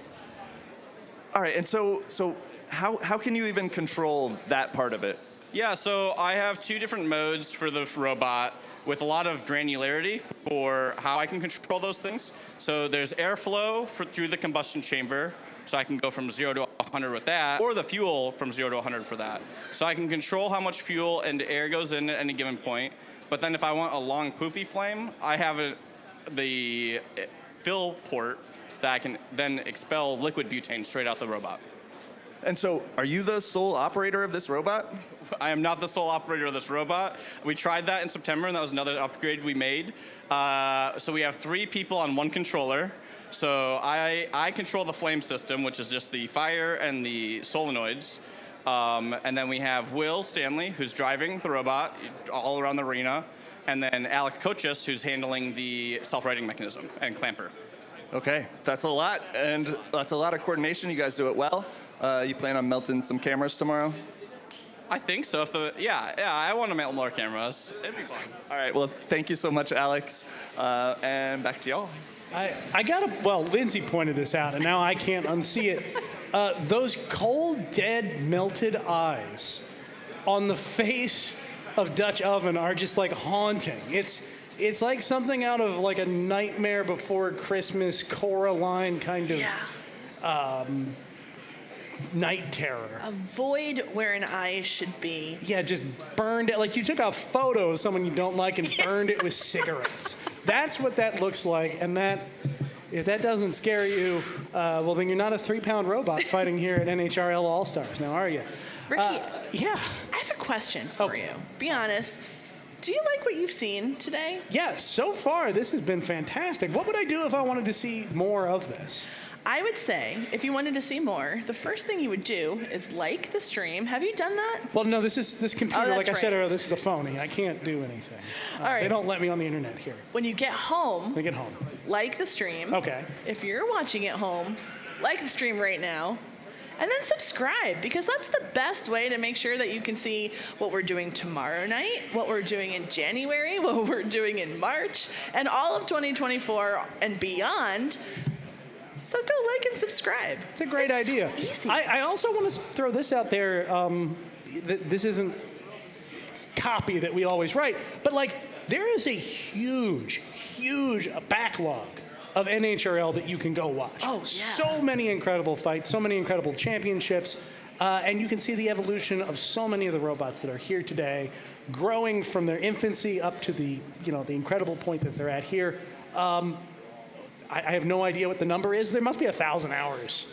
Easily. Of content. It feels like 1,000 hours a night when we're here behind the desk, and I mean that in the best possible way, but it's a lot, folks. Like, go watch, have a good time, enjoy. Yeah. Judges are almost done. Almost. They need their time. We don't want to rush them. I hear the sound effects are kicking in, and yet the judge's decision isn't quite up yet. But I'm on the edge of my seat. What do you think?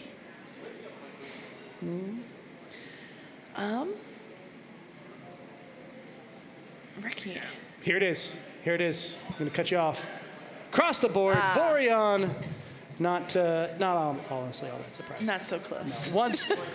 Once Huge loses his weapon, it's a really hard uphill battle for that robot.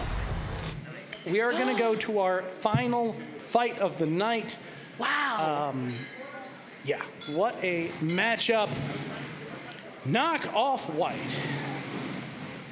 First knockout. Knockout has had a kind of a... Say that 3 times fast, knock Ricky. off White, knockout. Knock off White and knockout. Yeah, it's not that bad. No. So, Yeah, we're gonna jut over there. That is a absolutely terrifyingly huge spinning bar on knockout. But you see that curve, Lindsay, on the hammer of knockoff white? That is really well engineered, because when that comes down on top of a spinning bar, like the one on top of knockout, it doesn't have any point to catch the weapon, right? So it's gonna graze against that, and it's gonna give this big area that slows down that bar, hopefully stops it, hopefully for knockoff white, without taking a lot of damage in the process. Adam Wrigley, this is not his first or second rodeo. No, I was talking to him earlier about back, I fought him before with some of my robots, and he's like, these are designs that we've come up with to fight this type of robot, fight that type of robot, and every time they go up against something new, they say, well, this is, a trick that we need in our toolbox, ready to pull out. The man knows a lot of tricks at this point. 3, 2, but so do the Derflers. Oh, without a doubt. Joe and Don have been at this for so long. But, man, knockoff white really trying to take it to knockout. Oh, man, the mini-bot from knockout doing an incredible job on the front of knockout.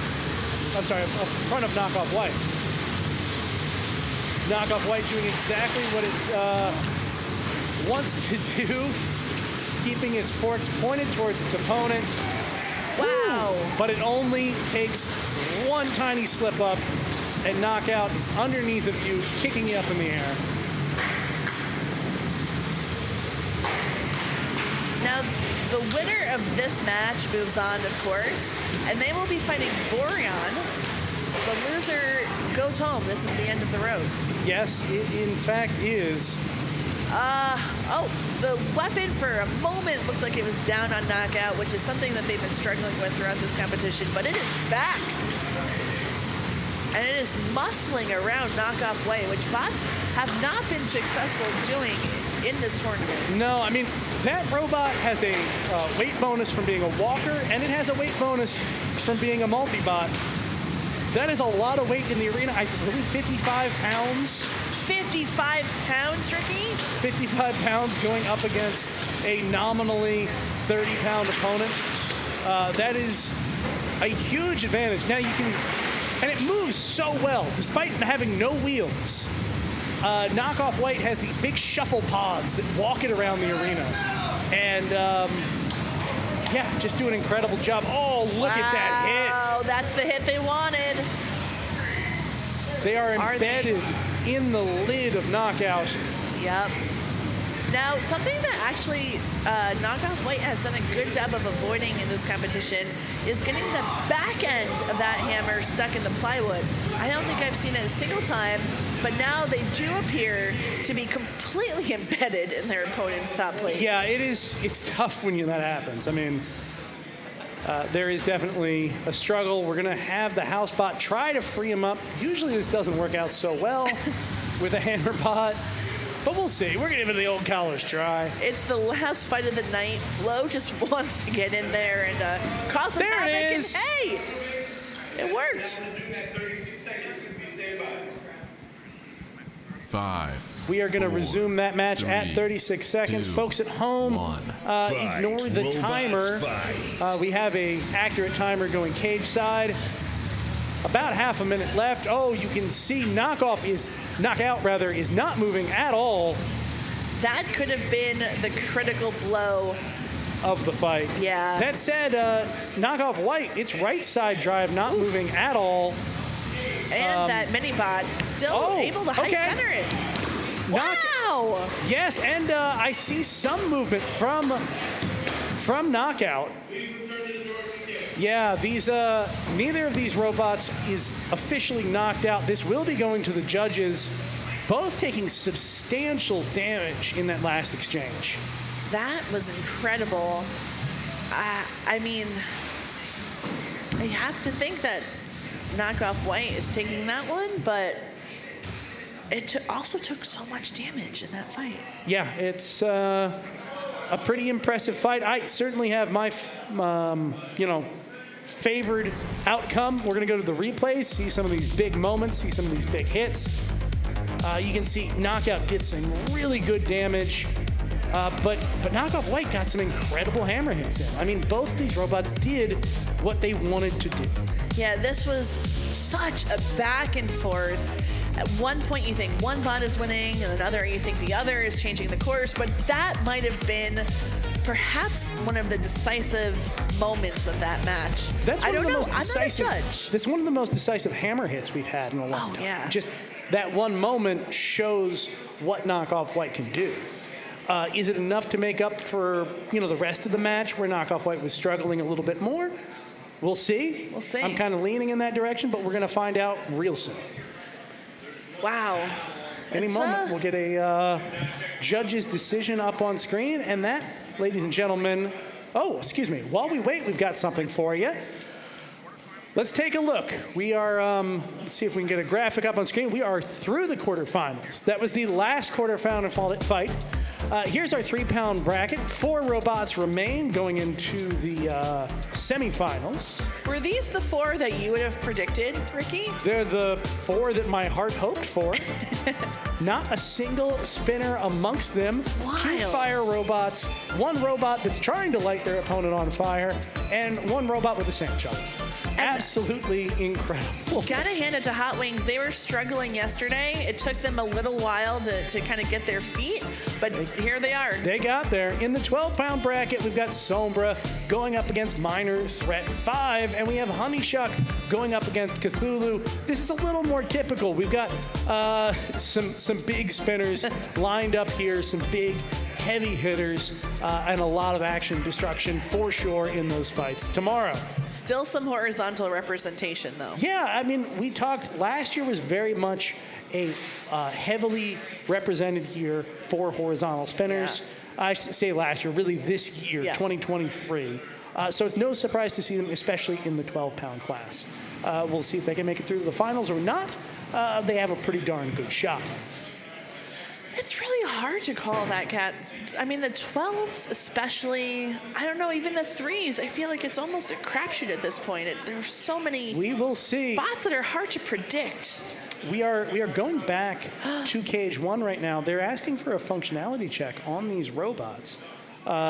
This makes a lot of sense to me because I know I saw these robots moving at the end of the match, but it was really unclear to me what exactly was going on. I know Knock.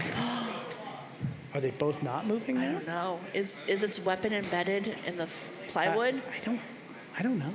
I mean, these robots sometimes just sitting there in the arena after a match. Sometimes these robots will continue to accumulate damage as the heat soaks into the electronics, the motors, as those batteries give up the ghost. So it's really tough. We've had one judge. Oh, okay. We've got one judge's decision already in. It's just 2 more left. I think you're right, Lindsay, that that weapon. Oh, no, it's free. It's functional. Free.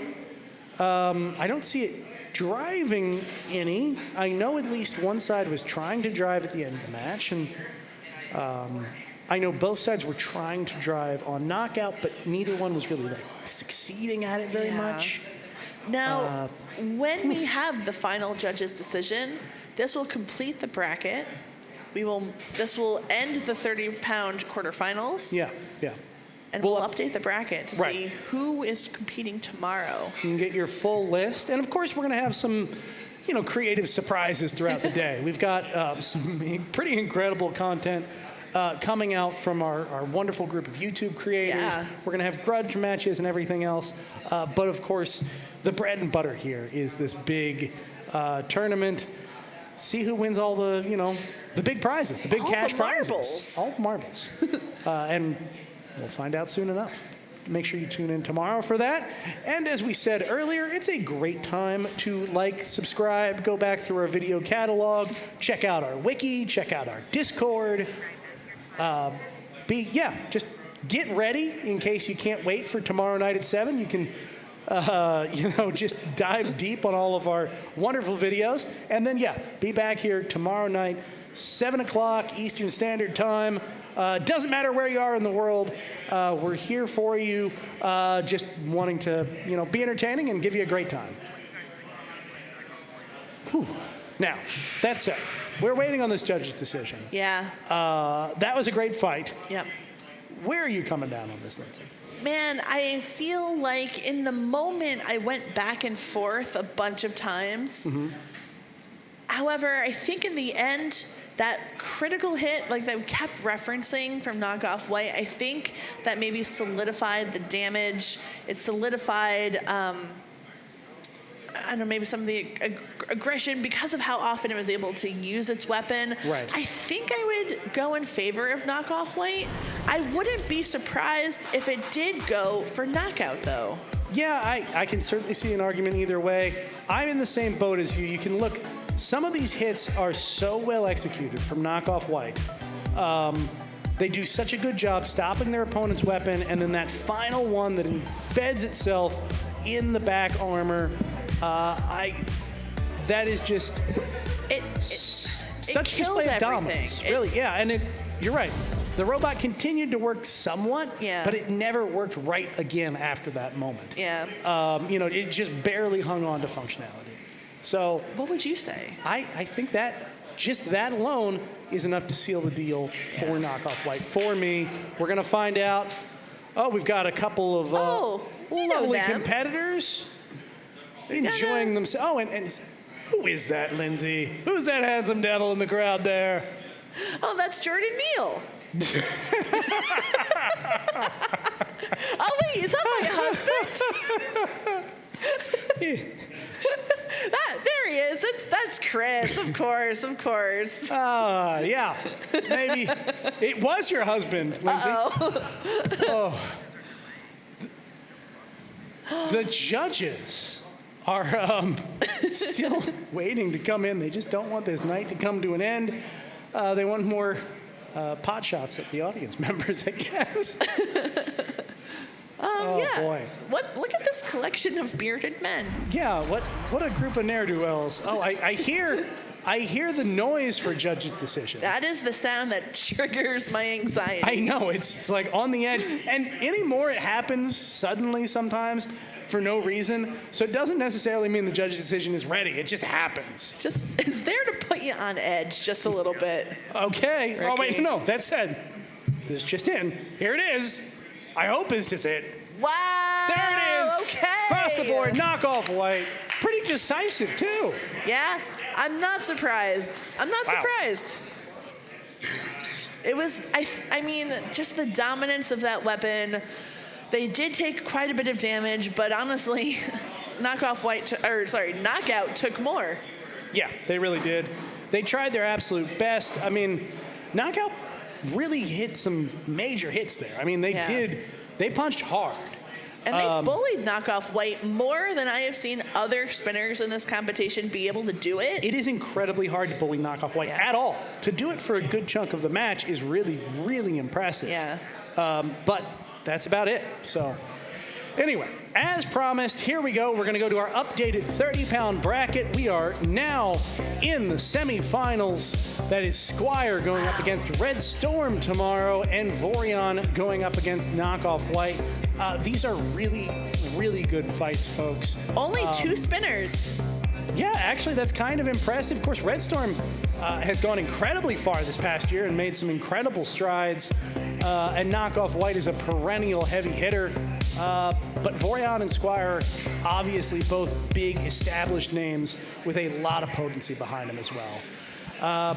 That said, it has been an incredible day here. We've worked our way up not only through the 3-pound bracket and the 12-pound bracket and the 30-pound bracket down to the semifinals, but we murdered a bunch of tiny plastic children. We barbecued some. It doesn't even have a head. No, the head's just gone. Hair. Yeah, it's just hair. We had some really incredible moments and some really just some great fights. We are super excited to have you back tomorrow. Again, wherever you are in the world, tune in 7 p.m. Eastern Standard Time. We will be fighting through the final 2 rounds of 3 different weight class brackets, and of course, bringing you absolutely sometimes hilarious, sometimes amazing content with a number of wonderful YouTube personalities. Join us here tomorrow at NHRL. I'm Ricky Willems. I'm Lindsay Bear. See you next time. See you later.